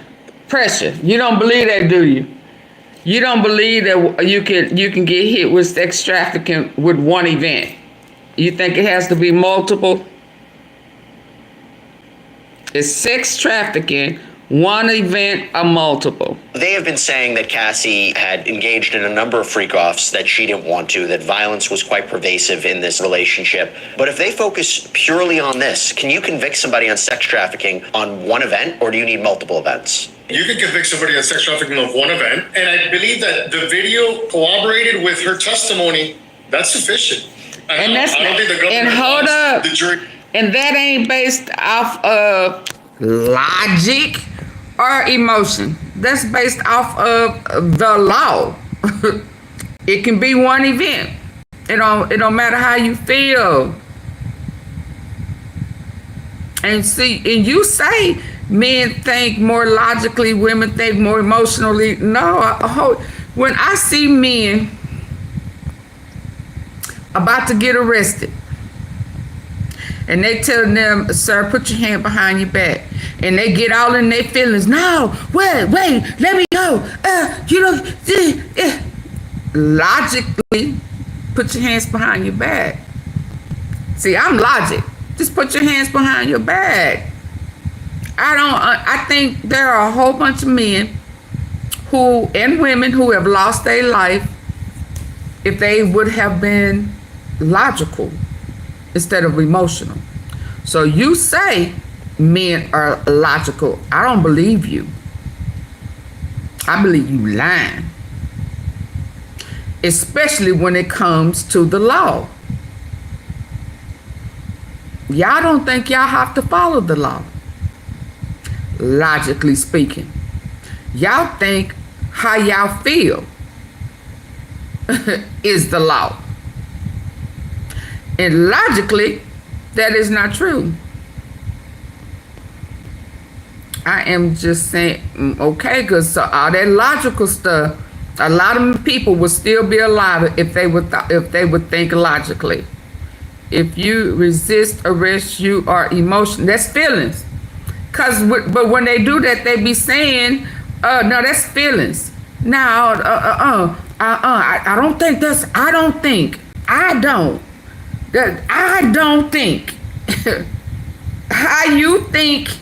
How you feel has nothing to do with the law. And frankly, you don't know the law. I don't have to. Yes, you do. Yes, you do. And if you feel like you're being mishandled, take it up in court.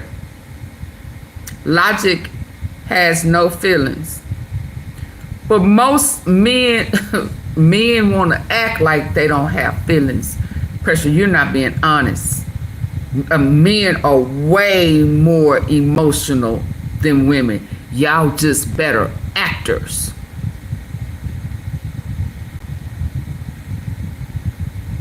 So you hurt a man's feelings, baby, who really love you, he gon' you.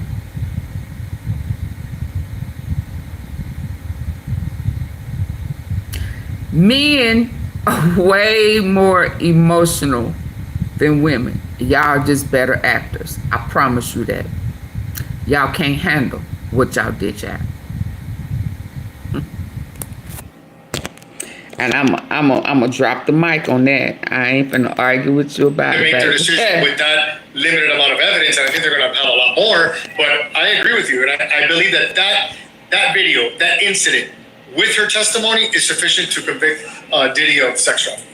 Now, with racketeering, if you're seeing him being violent, it's one thing to have testimony about him being violent, or from different people, or it's photographs, very important piece.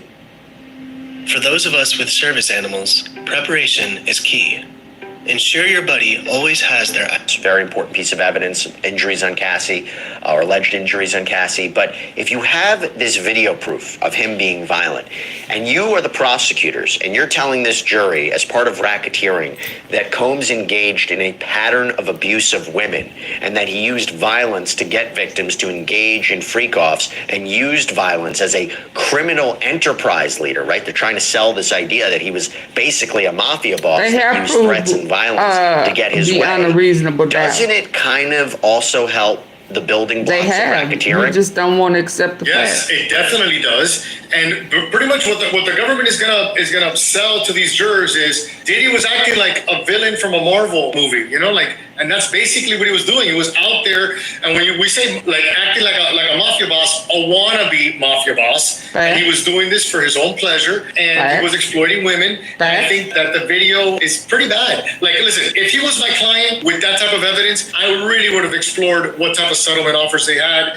I would never want to go to trial, any trial, where video of my client being that abusive to a woman is going to surface, because it's just so damning when it comes to how a jury's going to. He should have took a deal. Eventually, you know, decide the case. Bottom line, he should have taken the deal. Doesn't it kind of also help the building blocks of racketeering? He was caught up in his emotional feelings, thinking that he could beat it, although he done already admitted to what he was doing. A villain from a Marvel movie, you know, like, and that's basically what he was doing. He was out there, and when we say he had already said there was no excuses for his actions.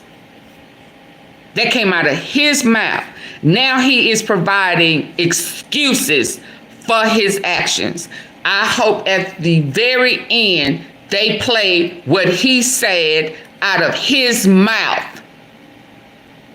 He said it. So while everybody's all in their feelings, trying to come up with excuses, he said it. There's no excuses.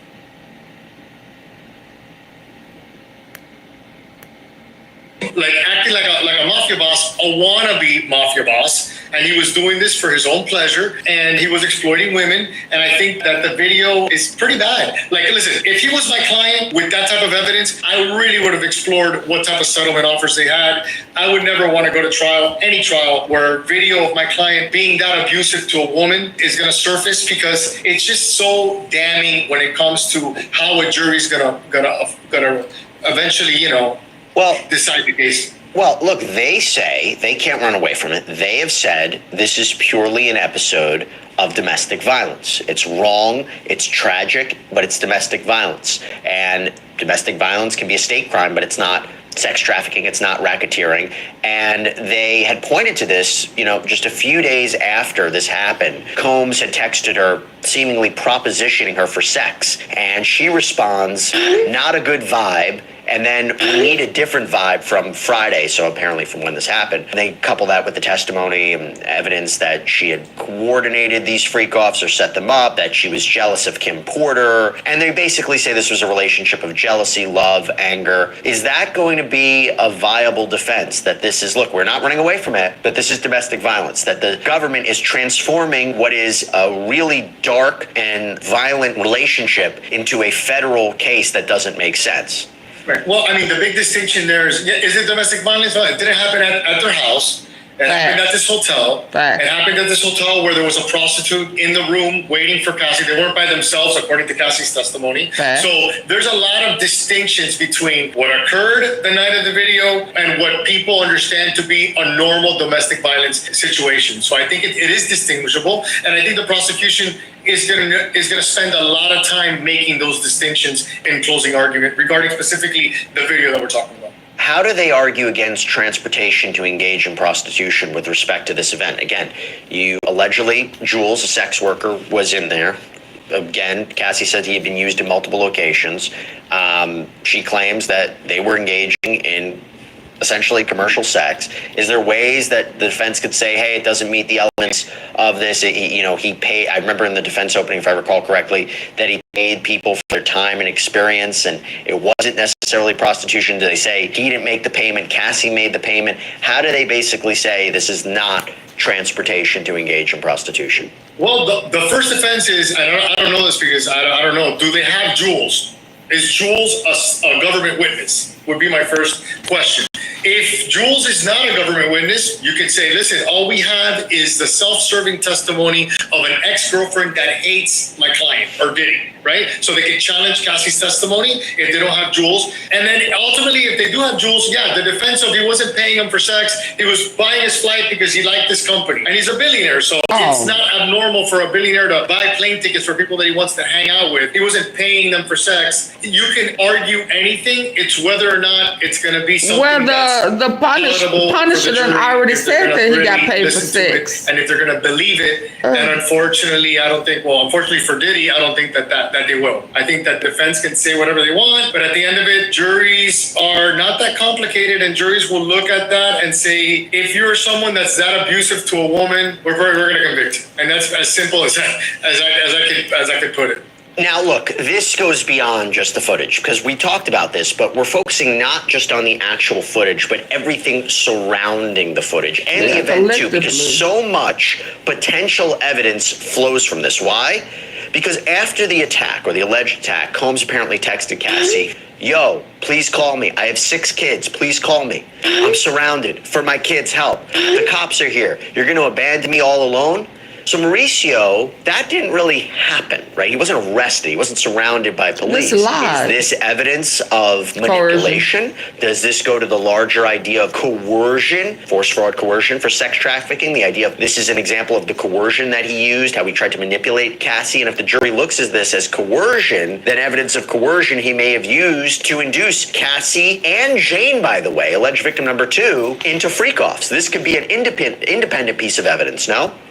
Yes, and not only that, it shows that he took steps to cover his crime by bribing hotel staff, which is consistent with all the allegations that are made against him, that he's the type of person that he was manipulating everything at every point, including trying to cover up his crimes. So I do believe that the incident that happened in 2016 is sufficient to convict him of the sex trafficking. He did too much for somebody to not be convinced. It is evidence of multiple elements that the government needs to prove. You want to talk about it? Let's talk about it. Let's talk about what happened yesterday. Bombshell testimony. Remember when I said, and Mauricio said it too, that bribery is one of the underlying crimes that prosecutors are hoping to prove to convict Sean Combs of racketeering conspiracy? Was it proven yesterday? Well, Eddie Garcia, former security officer from the Intercontinental Hotel at that time, took the stand. Actually, he wanted to invoke his Fifth Amendment right against self-incrimination, granted immunity to testify. And what does he say? He claims he saw the surveillance footage of Combs and Cassie, receives a call from Combs' chief of staff, Christina Unwarranted. They called him. Our in-court reporter said Christina Coram, so I'm not exactly sure, but I'll just go with Christina Coram at this point. They doxed this man. KK, let's say that. KK, who asked for the video, tells her off the record, it's bad. She calls back at one point with Sean Combs on the line, who asks for the video too. Garcia even emails management about this, and apparently that email was shown to the jury. A copy was shown to the jury. Combs allegedly says to him that he would take care of him. Garcia reaches out to his supervisor, who seemingly agreed to hand over the video for $50,000. Combs calls Garcia Eddie My Angel.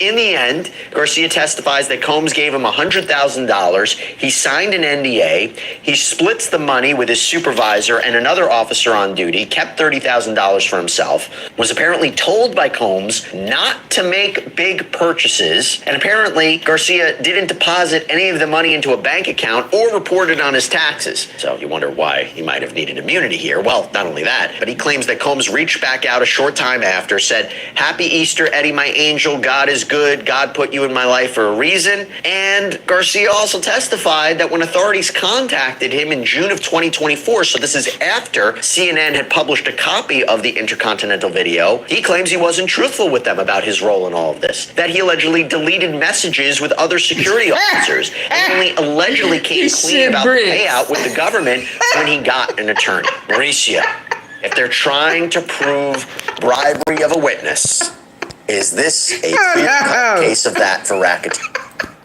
Baby, I bet you Eddie shit bricks when he saw that video.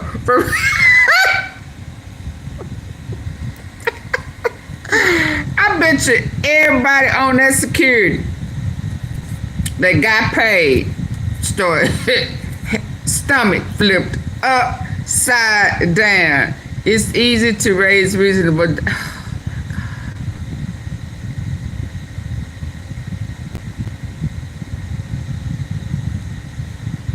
So, Pressure, you just thinking the witnesses is just dumb.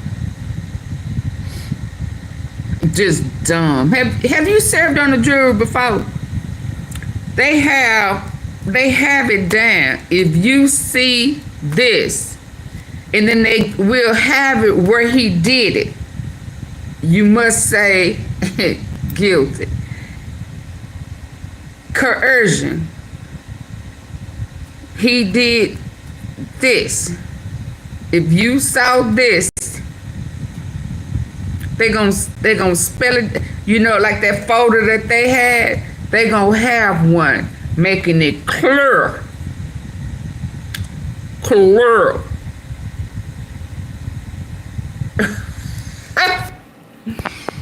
How you think Eddie and them felt when they saw that video on CNN that they said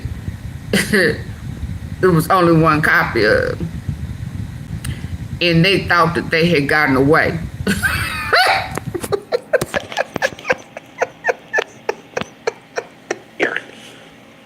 My answer is yes, and clearly that testimony was there.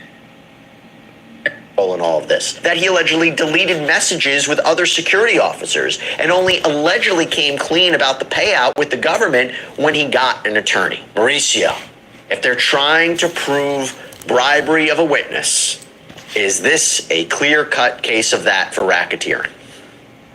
My answer is yes, and clearly that testimony was damning, and it's one of the predicate crimes. So how can somebody pressure? Oh Lord, I know you finna try. So how can they come back off and say that wasn't bribery? I'm talking about somebody who, under oath now, under oath, they said that they won't be biased. How can you say it ain't bribery? With all the details, and even the guy who was bribed know that he was bribed, because he told them in the beginning that you would have to get a subpoena, until he kept calling. Folk was calling me on numbers that I didn't give them, so they doxed me to bribe me.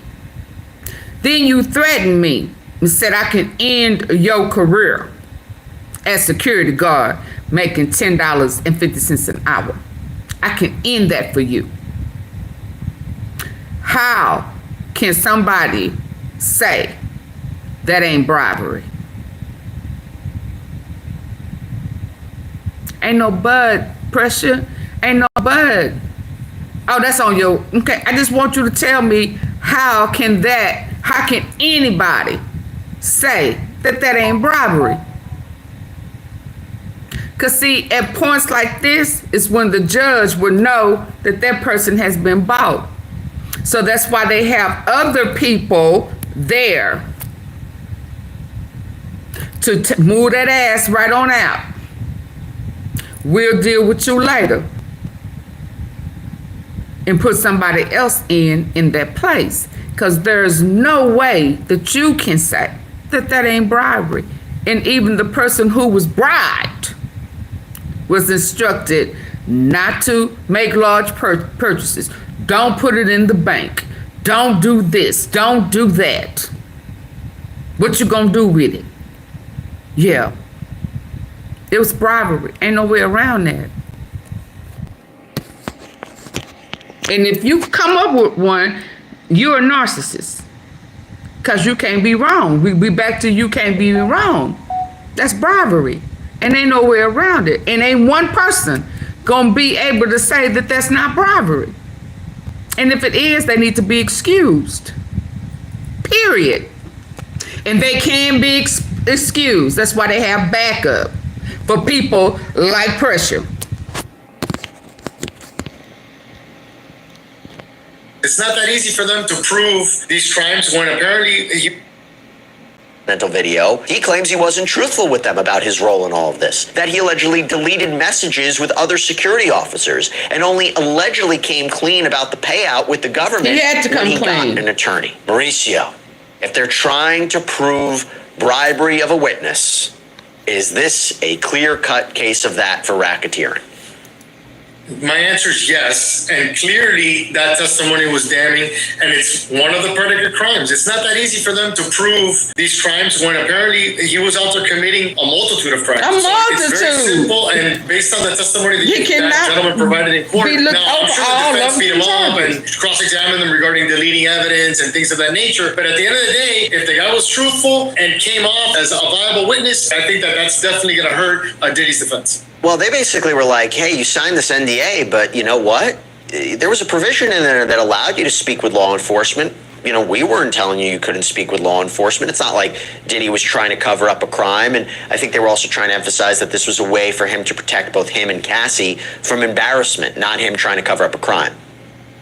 Well, listen, they can say whatever he wants, but it is covering up a crime, and it's covering up a really drastic, violent beatdown.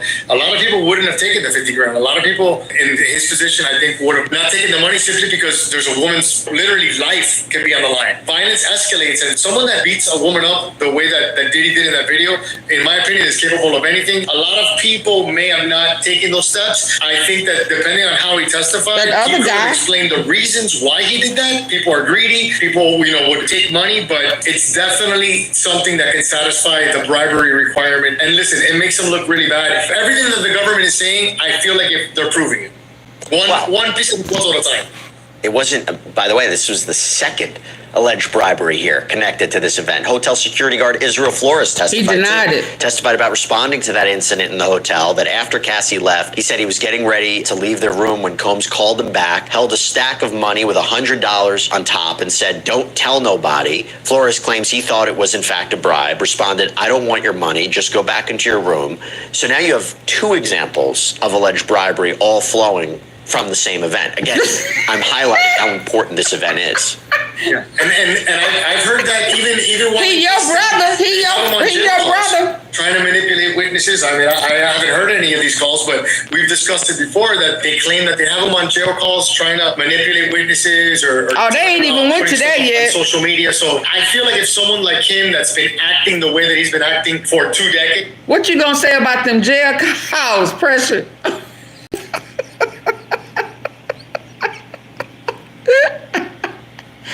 What's that man name? It wasn't me, Shaba.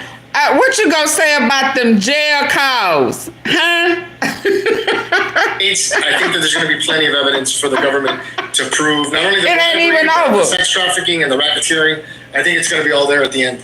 By the way, let's talk about racketeering. So even if they prove, right, that he was involved in bribery, forced labor, or kidnapping, right? There was an agreement to commit these crimes, at least 2, right? They still have to prove there was a criminal enterprise. And the very first paragraphs of his indictment say that he used basically his resources and his staff to further criminal activity. And that is why I think the mention there of Christina Coram, KK, by Eddie Garcia is so important, because she has been mentioned quite a few times in this case. I dedicated a whole sidebar episode to the major moments when she was mentioned in this trial. In a racketeering conspiracy case, criminal enterprise agreement, to engage in criminal activities for a common purpose, you need an agreement with others. It feels like she may be the key, the chief of staff, who may or may not be a knowing co-conspirator, right? This, I feel, is an argument that could be made. Maybe it won't be made. I'm not sure. She hasn't testified, but I feel like she's going to have to testify the more that we hear about her. And going back to why this event is so important, mentioning KK, that she was getting Combs on the line, she was trying to get the tape. Doesn't this go to the idea of Combs allegedly using his staff or agreeing with others to further criminal activity? Absolutely. Yes, and I think something that's indicative is that he's the only one charged with conspiracy. The way that I look at that means that everybody that you conspired with is now going to testify against you. That's why there's no other co-defendant. So I think that they're going to have plenty of people, because that's the kind of guy that he was. I mean, that's basically sending out orders and having people, do all these things for him that were not legal. And I think that is going to show and highlight not only during the trial, but especially in their closing. Listen, their closing is probably going to start off with that video. 100%. It's like I said, it all flows from that. And this is why I'm dedicating a full episode to it. This is why they started the case with it, why they wanted it in so badly, and why the defense, might have trouble arguing against it. But look, this, by the way, was. Well, I will say this, y'all. I will say this, T-Sippers, is regarding the MBAs. For the most part, they held true to those MBAs that they signed with Diddy. They was just damn near forced to be hit with conspiracy to being a part of this life sentence possible. Because I don't think that they would have said nothing had the feds not charged them. I mean, so all the witnesses, who done got paid off, and again, y'all, we didn't know nothing about these payoffs. So they held true to it until they were forced. And I know without a shadow of a doubt in my mind, the feds had to tell them that NDA that you signed holds no precedence over Fed. Fed supersedes that. So he can't come back and hit you with nothing as long as you testify. But if they wasn't forced to testify, I don't think they would have, to be honest with you. None of them. Because they held that secret. They held that secret. No matter what it was that he did to them. So, that's why I can't buy into that money grab stuff. Hell, because they already had the money. They got paid the money so they wouldn't say nothing. And they didn't. It looked like the Fed witch hunt to me, but Diddy gave them the ammo. Yeah, but what's coming though, see, I honestly believe that somebody done got a hold to Suge Knight. For Suge Knight to have this plea of, I'm not saying he didn't do it, I'm just saying he don't need to go by himself. He got this push behind, and I get it.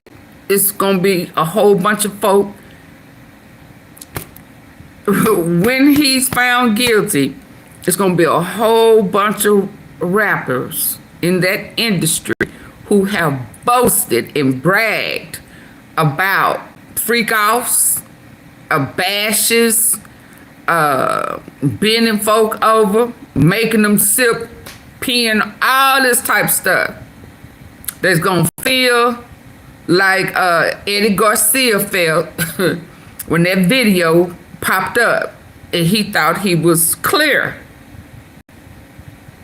He thought it was clear. I believe somebody got a hold to the jury too. Yeah, but see, the thing about that is they can be removed. They're not just stuck with them 12. They can be removed. They got replacements. And if they feel like that you have been bought, when the foreman comes in and saying, although it says this here, they are just, there's some of them, oh no, you just cannot bypass. They not gonna remove nobody. They can't. Oh, okay. You don't think they will? Oh, okay. Okay. Well, you let somebody come up and saying not guilty for defacing, for deface guns. And see what happened. And see what happened. And if let's just hypothetically say it's a mistrial, the feds gonna try him again. They're gonna try him again. Quickly. I bet you that. Just like that Weinstein, whatever his appeal, they tried his ass again. And guess what? Fuck around and give more time than what he got the first time. Did he know he should have took a deal pressure Ain't no way around that. He should have took a deal. But because he's so self-absorbed that he really think that he God, and he didn't realize that although he think he the devil, and he done made a deal with the devil, the laws of the land and the spiritual realm of things, karma comes and gets you too. It don't matter who you made a deal with. And it's his time to answer to his karma. Period. He's not exempt. I don't care what he think. He's not exempt. You gonna pay the piper. Puff, Diddy, Sean, Doo Diddy, Dangling, the Diddler, whatever name you think you are, you gonna pay the piper, baby. Pay up. Oh, you don't want to pay up? Oh, okay. Bend over then. Bend that ass over. Check what your mama gave you. Connection with the 2016 alleged incident. Why? Let's go back to the testimony of Cassie's former best friend, Carrie Morgan. So she testified about what happened after. He ain't exempt. Full episode to it. This is why they started the case with it.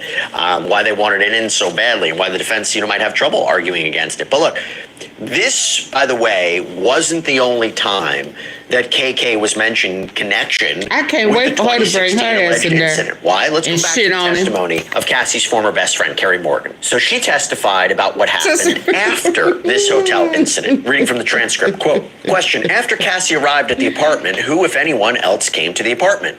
Sean Combs came. And how much later did he come? It was probably like 30 minutes, I guess. Can you describe what happened when he arrived? Yes, he was hitting the door with a hammer to try to open it. And how did you know it was Mr. Combs? He was yelling. I could hear him. There was a peephole. We could see through. And Morgan testified about calling Christina Coram after this happened. So Mauricio, you have now another event connected to the 2016 alleged attack. Why is this hammer event, or this alleged hammer event, and the calling of KK, the alleged calling of KK, why is it so important to the overall case?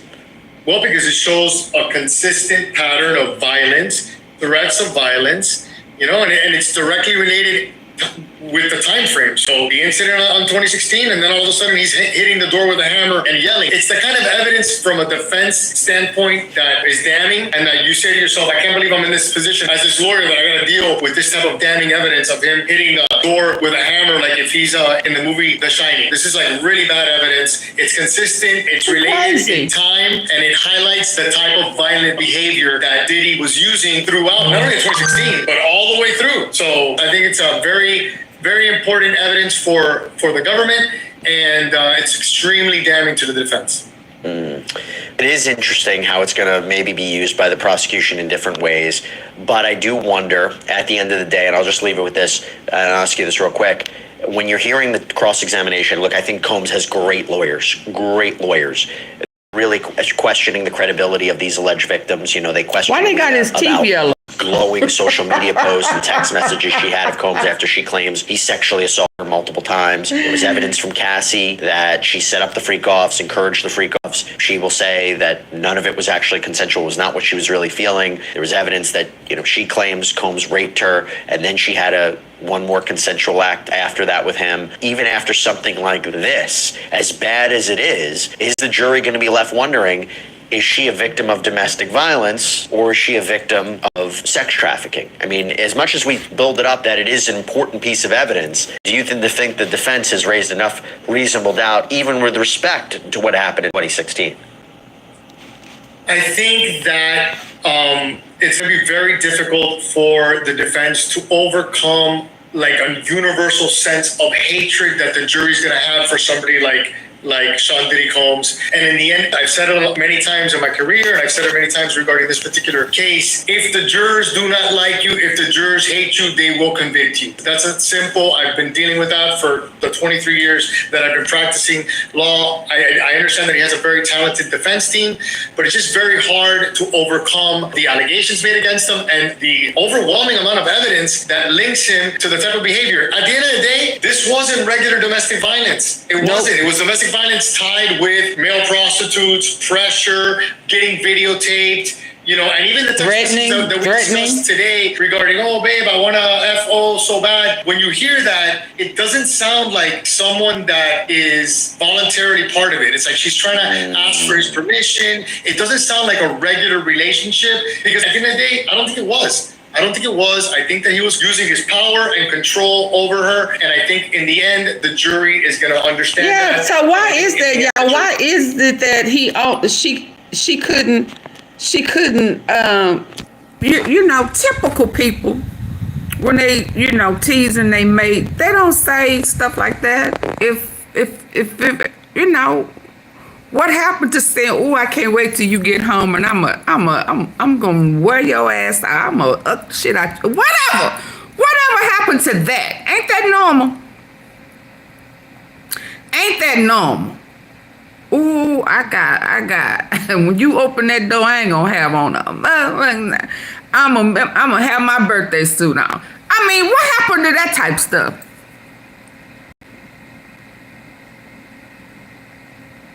Oh, I got a different wig on. I'm gonna be your little girlfriend. What happened? What? I can't wait to freak off. That sound what? Who talk like that? I mean, you can be freaky, right? But what happened to just saying, I got a treat for you, papi. Speak some broken ass Spanish.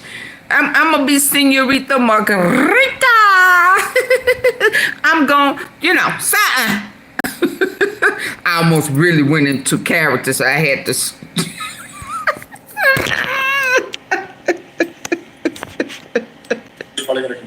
Mr. Padilla, thanks.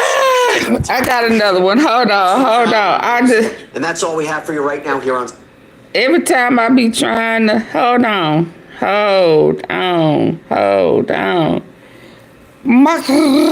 You know, start twirling your tongue and saying some shit that don't make no sense. But it don't have to make sense to nobody but him. Reaction to the video on social media mixed. Diddy said he takes full responsibility for his actions. Fox 11's Chelsea Edwards is live in Century City near this hotel where the assault occurred. Chelsea? Wow, he clean now.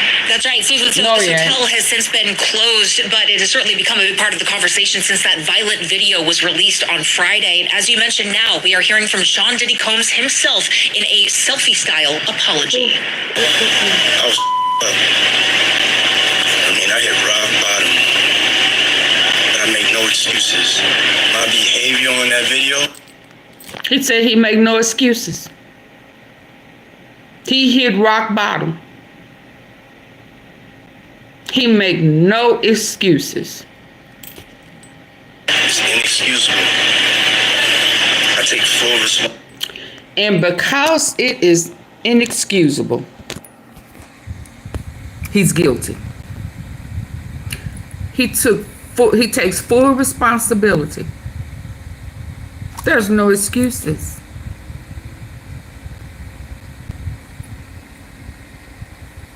And see what has happened. See, he should have really went and got treatment like he said he was going to do. He need help. Yeah, your eyes was still dark, nigga. I know you was lying. But you took ownership of what you did. And only you and Cassie knew the details behind it, what you did.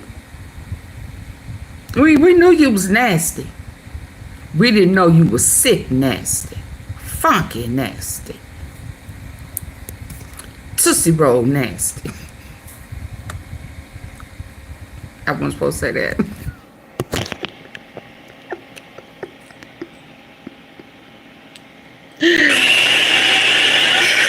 Excuses. My behavior on that video is inexcusable. Guilty. I take full responsibility for my actions in that video. Guilty. Now, Combs shared that video on social media this morning. He's reacting to this 20-something dragging, at one point even throwing a vase at her. Now, he said he makes no excuses. He should have took the plea deal. I take full responsibility. And taking full responsibility means go sit your ass down. My behavior on that video is inexcusable. take full responsibility for my actions in that video. See what happened is he thought he was finessing us like he be finessing them fools. See, this reminds me of when he was on that phone saying, I got 6 kids and I cannot stop. You know, whatever that song was. Yeah. He was doing a song and damn dance, a pity, please don't do it to me. Please, I'm surrounded. This lying, this finessing. Still doing the devil's work. You look like Lucifer. Not Lucifer, Lucifer. Yeah, the devil. Your eyes is black. Your lips is black. That's why they got you painted with yellow ass teeth. Look at you. You look like you're growling. Yeah. Yeah. Send that ass to jail. In a selfie-style apology. I was trying to finesse us. I hit rock bottom. You would, right. But I make no excuses. And we gonna send that ass to prison. It's inexcusable. I take full responsibility for having a Tootsie Roll. Now, Combs shared that video on social media this morning. He's reacting to this 2016 video that came to light on Friday, showing him punching and kicking his longtime girlfriend and protege, Cassie Ventura, in a hallway of this hotel. You can see Combs shoving, dragging, at one point even throwing a vase at her.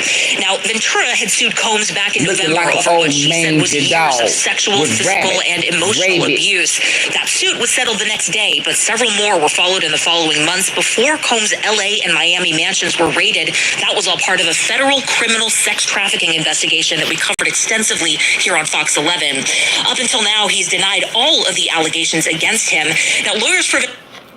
Up until now, he said it was a lie. And you think somebody is going to say, well, everybody else is lying.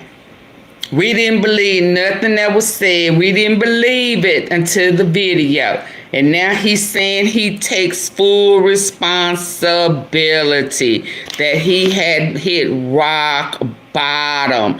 He looked like a rabid dog with what is it? Saliva coming out the side of his mouth. He looked rabid, mangy, mutt. Yeah, you look like a devil's child. Yeah, now you look like the devil himself. If he get this mistrial, he probably would take. Listen. Oh, I don't know how to say that. I don't think he will go through that humiliation again, because you do know that if they do a mistrial, he come back, they're going to hit his ass with more than what they hit him with the first time. And I don't think he man enough to take it. Okay? I don't think he man enough to take it. I think that he will remove himself. But I make no excuses. My behavior on that video is inexcusable. I take full responsibility for my actions in that video. You gonna sit your ass in prison then. Now, Combs shared that video on social media this morning. He's reacting to this 2016 video that came to light on Friday, showing him punching and kicking his longtime girlfriend and protege, Cassie Ventura, in a hallway of this hotel. You can see Combs shoving, dragging, at one point even throwing a vase at her. Now, Ventura had sued Combs back in November over what she said was years of sexual, physical, and emotional abuse. That suit was settled the next day, but several more were followed in the following months before Combs' LA and Miami mansions were raided. That was all part of a federal... He didn't get his off. I wanted to see that big old dangling move around again. So I'm going to beat the hell out you if you don't come back and let me get my one off. Yeah, that's what that beating was for. He wasn't into her. He was into Jules. He wanted to see Jules work that magic stick. Criminal sex trafficking investigation that we covered extensively here on Fox 11. Up until now, he's denied all of the allegations against him.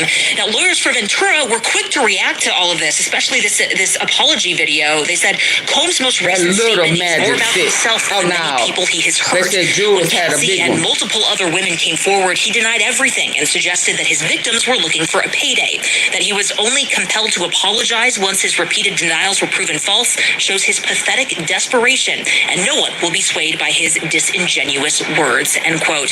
Now, since then, we have heard from rapper 50 Cent, who has taken to social media criticizing the apology video itself and just saying simply, this is not going to work. Coming up at 10, we are going to talk to a lawyer on how this might hurt or potentially. Yeah. He beat her because he wanted to still get off. Okay, winners or losers. Let's see. You've always loved making Cassie's the biggest fool I've ever. You could say.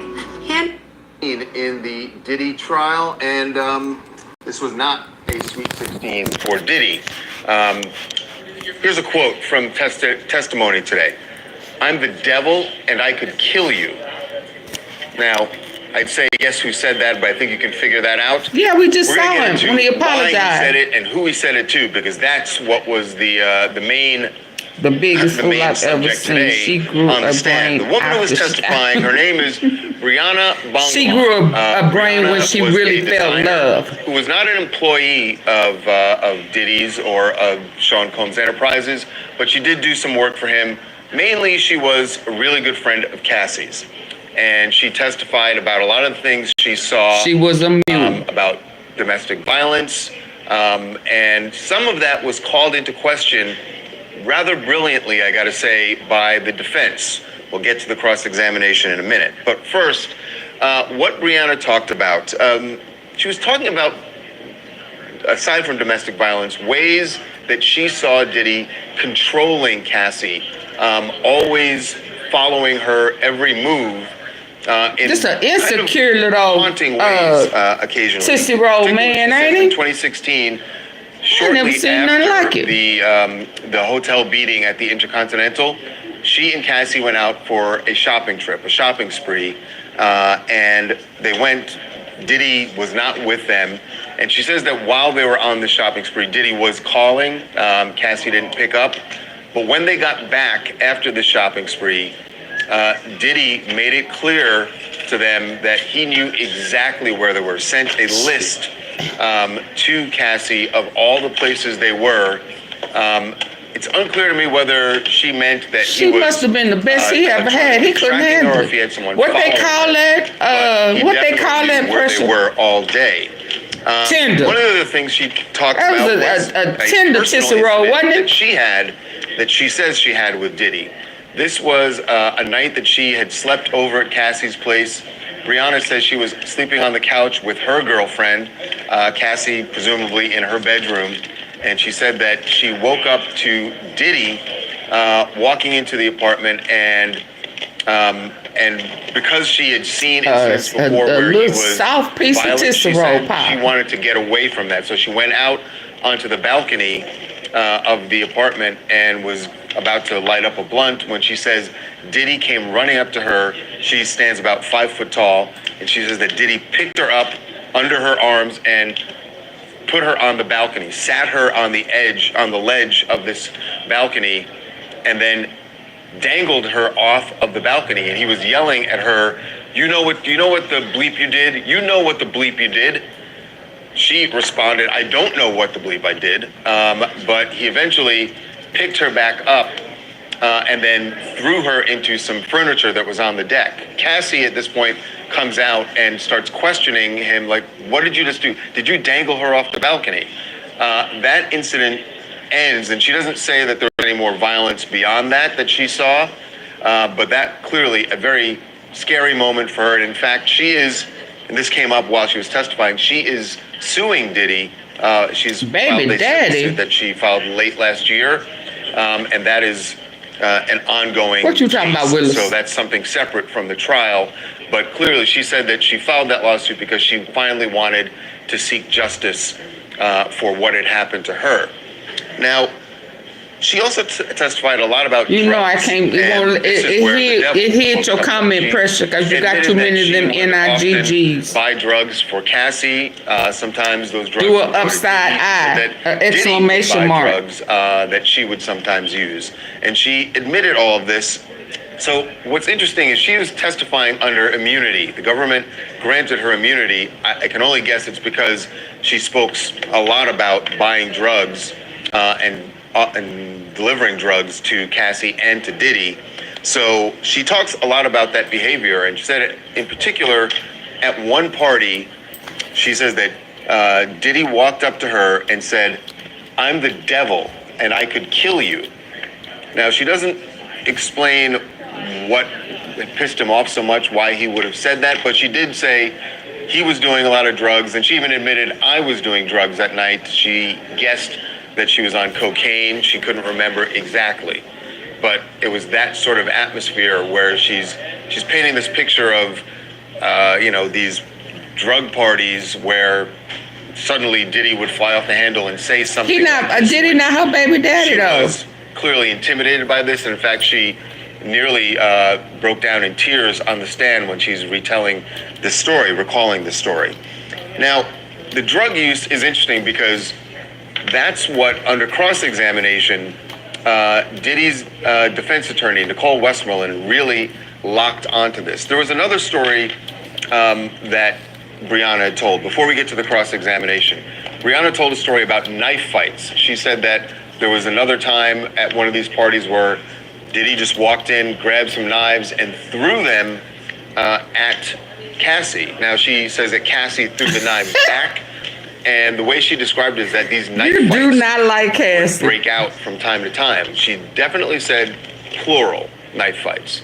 So, under cross-examination, Nicole Westmoreland, one of Diddy's defense attorneys, he's part of his dream team, she really zeroed in on the drug use and asked Brianna about the knife fights, asked Brianna about the drug use, and hammered her so much that what ended up happening is Brianna very frequently said, "Who are you? I don't remember. I don't know exactly. Are you? I don't remember if I said that there were I wouldn't be plural surprised knives if or Cassie's plural eldest knife child fights. is. As for the drug use, she said she couldn't I remember. thought she had 2 girls and a boy. Sometimes which drugs were used or who bought what. It just made it seem like she didn't have all of her facts down. But one She thing said, is for sure, at times Nicole Westmoreland would take out ain't his. transcripts of meetings That's Wolf's that child. prosecutors had with Brianna, and she would read back to her, "You said this," and Brianna would say, The guru. I'm not a don't remember guru. saying it exactly that way, but I remember how I felt.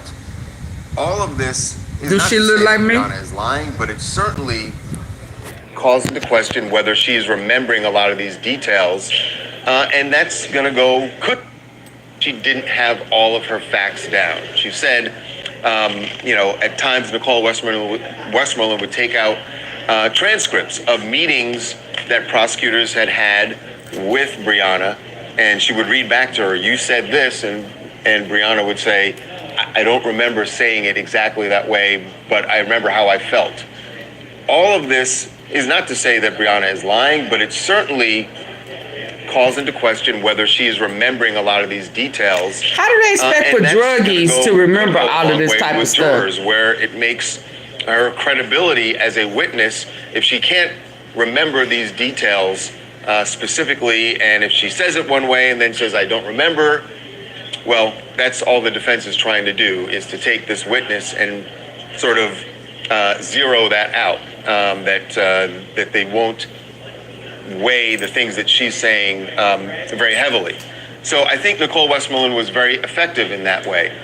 And because of that, and because Brianna was really the star witness of today, of day 16, I gotta say, the defense is the winner today.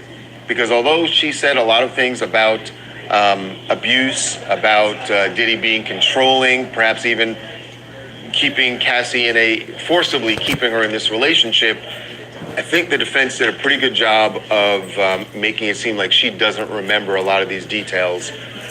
So that's what they're there to do, and I think they did that effectively. Before we go, I just got to say this. There was another person who testified, Frank Piazza, and he was a forensic video expert. He talked about the Cassie beating video. He basically verified for the jury that even though you've heard the defense talk about the video being altered, certainly the CNN video, he said he went through it. He said there was nothing that altered or changed the video. There were not edits to it. He said when you see the video seeming like it's sped up, he talked about the difference between the speed that video is recorded on an iPhone and how it's recorded on the surveillance cameras. Is very sort of AV club details that I get why the prosecution wants to make sure the jurors don't think that any of this video was altered in any way, but it's kind of boring. One of the things he did mention, he said that he had enhanced, and I'm assuming he meant for the prosecution, enhanced 10 videos, 10 sex tapes, sex videos, they said, that were recovered from a laptop that Cassie turned over to the government. They got some freak outs. They were recovered from that's when they exposed some people. It said Frank Black. Now, we know that Frank Black is an alias that... Pressure. They said they got some they got some freak outs with you on it. They finna expose you. They finna expose you, Big Pressure. You on that video. That's why you going hard for Diddy. Diddy used in checking into hotels. That's been mentioned already in testimony.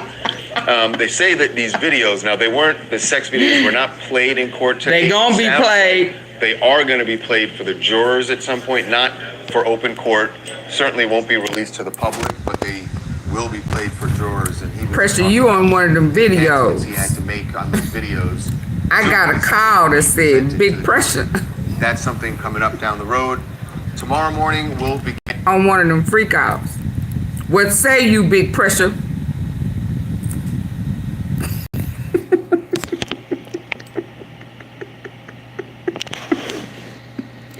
Before we go,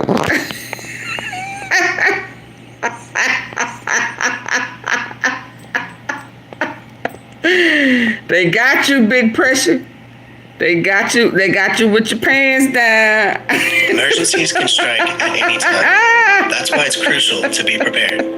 Create a support. We break it down. Started off with a hotel worker.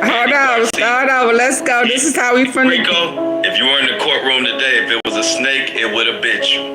What if I told you today's Diddy Rico charge was proven so plainly that a 2-year-old could understand? These two were the stars of the show. Let me break it down. Started off with a hotel worker, Eddie Garcia. He explained all the dealings that went down with the infamous hotel video of Diddy, Mohawk Diddy as I like to call him, putting his hands and feet all over Cassie. And it's bad. Diddy asked for the tape through Christina Core, the video of all the violence. Garcia went to his supervisor, said they would do it for $50,000. They would give him the tape.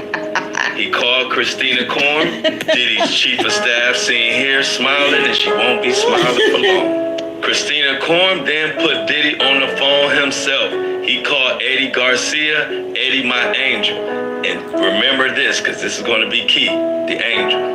Garcia said while they were on the phone with Diddy, he was talking fast and stuttering, and he sounded nervous. Now, as I tell this story from today, remind you, these are the acts of Rico. You only need 2 within a 10-year period. Right now, we're already looking at bribery with the $50,000. Then they arranged a meeting to swap out the footage for the money, and Combs wanted to meet in West LA. And they really got him on robbery for grabbing people's phones and shit. Yeah. The videos as soon as possible. Apparently, he also coerced his security to come. His security was there, and also taking people's passports. More people involved, so Diddy actually ended up giving over $100,000, as said in the testimony by Garcia. He gave it to him in a brown paper bag with a bodyguard there, and Christina Korn was there as a witness and a co-conspirator. But Diddy didn't stop there with the Rico. As testimony right here, Mr. Combs escorted him to a car, asked how he be spending the money, and he told him do not make any big purchases. what that is? That's called money laundering, another act on the RICO. We at number 2, and we're not even through. Combs also took everybody's ID. Then he brought out NDAs and told them so they couldn't speak about it. You know what that is? That's also on a list called obstruction of justice. Number 3 on the RICO list. You only need 2. Only need 2. What were the damages for this NDA if they spoke? $1 million. $1 million. And Garcia at the time was only making $10.50 an hour. Diddy is the damn devil. Yeah, Diddy putting his hands on Cassie in this video is also a violent crime, another possible RICO act, and then dragging her back to the hotel room is also force kidnapping, another act of RICO. And they've even traced the money back through Diddy's CFO financial guy, this guy, Derek Ferguson, Chief Growth Officer and Chief Financial Officer of Combs Enterprises, former. So recap, we have beating Cassie, violent crime, a RICO act, paying $100,000 for surveillance, bribery, a RICO act. This is what I'm telling you about. They gonna have it set up similar to that. Right here, paying $100,000 for surveillance video, bribery. If you see, that's not guilty. This is kind of how they did on Tyree Nichols when they was calling it all out, instructing hotel not to make large purchases. They gonna have it out just like this. He had guns that was defaced. You have to call that you have to call that guilty. So this is how it's gonna be set up for the jury. Beating, hotel. I mean, I don't know what they gonna have for that, but they gonna have it out just like this, where it's gonna be impossible for them to play dumb like they didn't know, because it's gonna be spelled out plain as day. To not make large purchases, money laundering, a RICO act, acquiring the surveillance tape without a subpoena, obstruction of justice, coercing. Remember, initially, he told him only way he could get the video is through the police or a subpoena. And he said there's got to be another way. No. And then started calling him, started harassing. Is harassment on there? Doxing? Yeah, I add all of that. Hell, he doxed me and called me on my personal phone, and I ain't give it to him. Surveillance, bribery, a RICO act, instructing hotel to not make large purchases, money laundering, a RICO act, acquiring the surveillance tape without a subpoena, obstruction of justice, coercing hotel staff to report and not speak on it, witness tampering and retaliation. And side note, for those that don't know how illegal it is for Diddy to acquire that videotape, even the hotel worker told him initially you would need a subpoena through the police to get that video. And I don't have to be a rocket scientist to explain to you $100,000 is not a subpoena. Remember Eddie, my angel? Well, when Christina Korn got picked up at the airport, when they were raiding everything, they confiscated 2 of her phones, and she still had Eddie, my angel, saved in her phone. Thank y'all for coming. Oh, wow. Good night. Say hi to Rico. Say hi to Rico. All the knuckleheads and creeps that been in the comments talking about you don't see no evidence. Like I told y'all, this is the Ricoest, most Rico that ever Rico. And Puffy, a.k.a. Diddy, said it best on his album. That's Rico. He has no way out. You don't have no way out. What if I told you? Okay, y'all, that's the Rico of the Rico. And on top of that, they still got video evidence on the laptop that they done asked the forensic expert to speed it up, do whatever, bring that out. Bring that ass here. Say what? Bring that ass here. Ain't no way out. Okay. CKK was still working for Diddy. Yes, she quit this year. That happened last year when they raided him. She quit this year.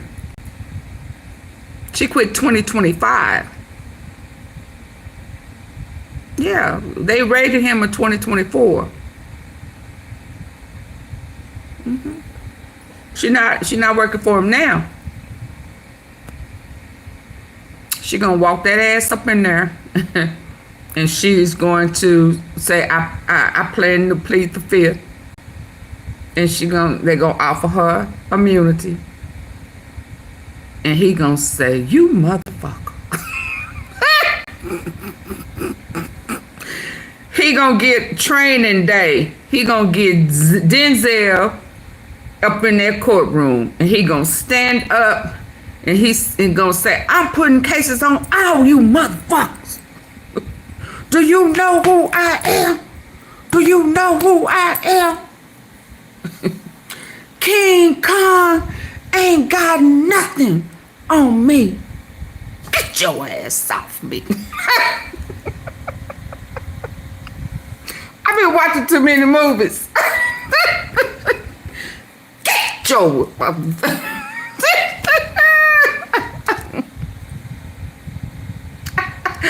After he went to jail, you can't work for an inmate.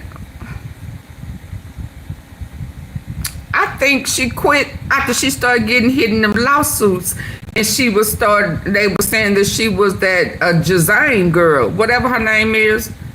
And she got charged separately. So she can play dumb all she want to for Diddy. She can play dumb all she want to. She got charged separately. After old boy, removed himself.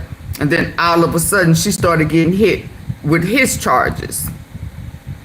And how many years did she get? Yeah, I resigned too. I mean, ain't the business still operating? Ain't something doing something? They still living in the big house. Kids can't go to college. But somebody's, they say he renting out the jets. How they doing that without her? I don't know. Yeah, but the business is still operating and still bringing in income. Yeah, somebody done said, "Girl, if you don't sit your ass down, because he finna leave you to carry the whole note." But now she not now. Pressure you on some of them videos. I'm finna go, y'all. I'll see y'all tomorrow. Bring that ass here.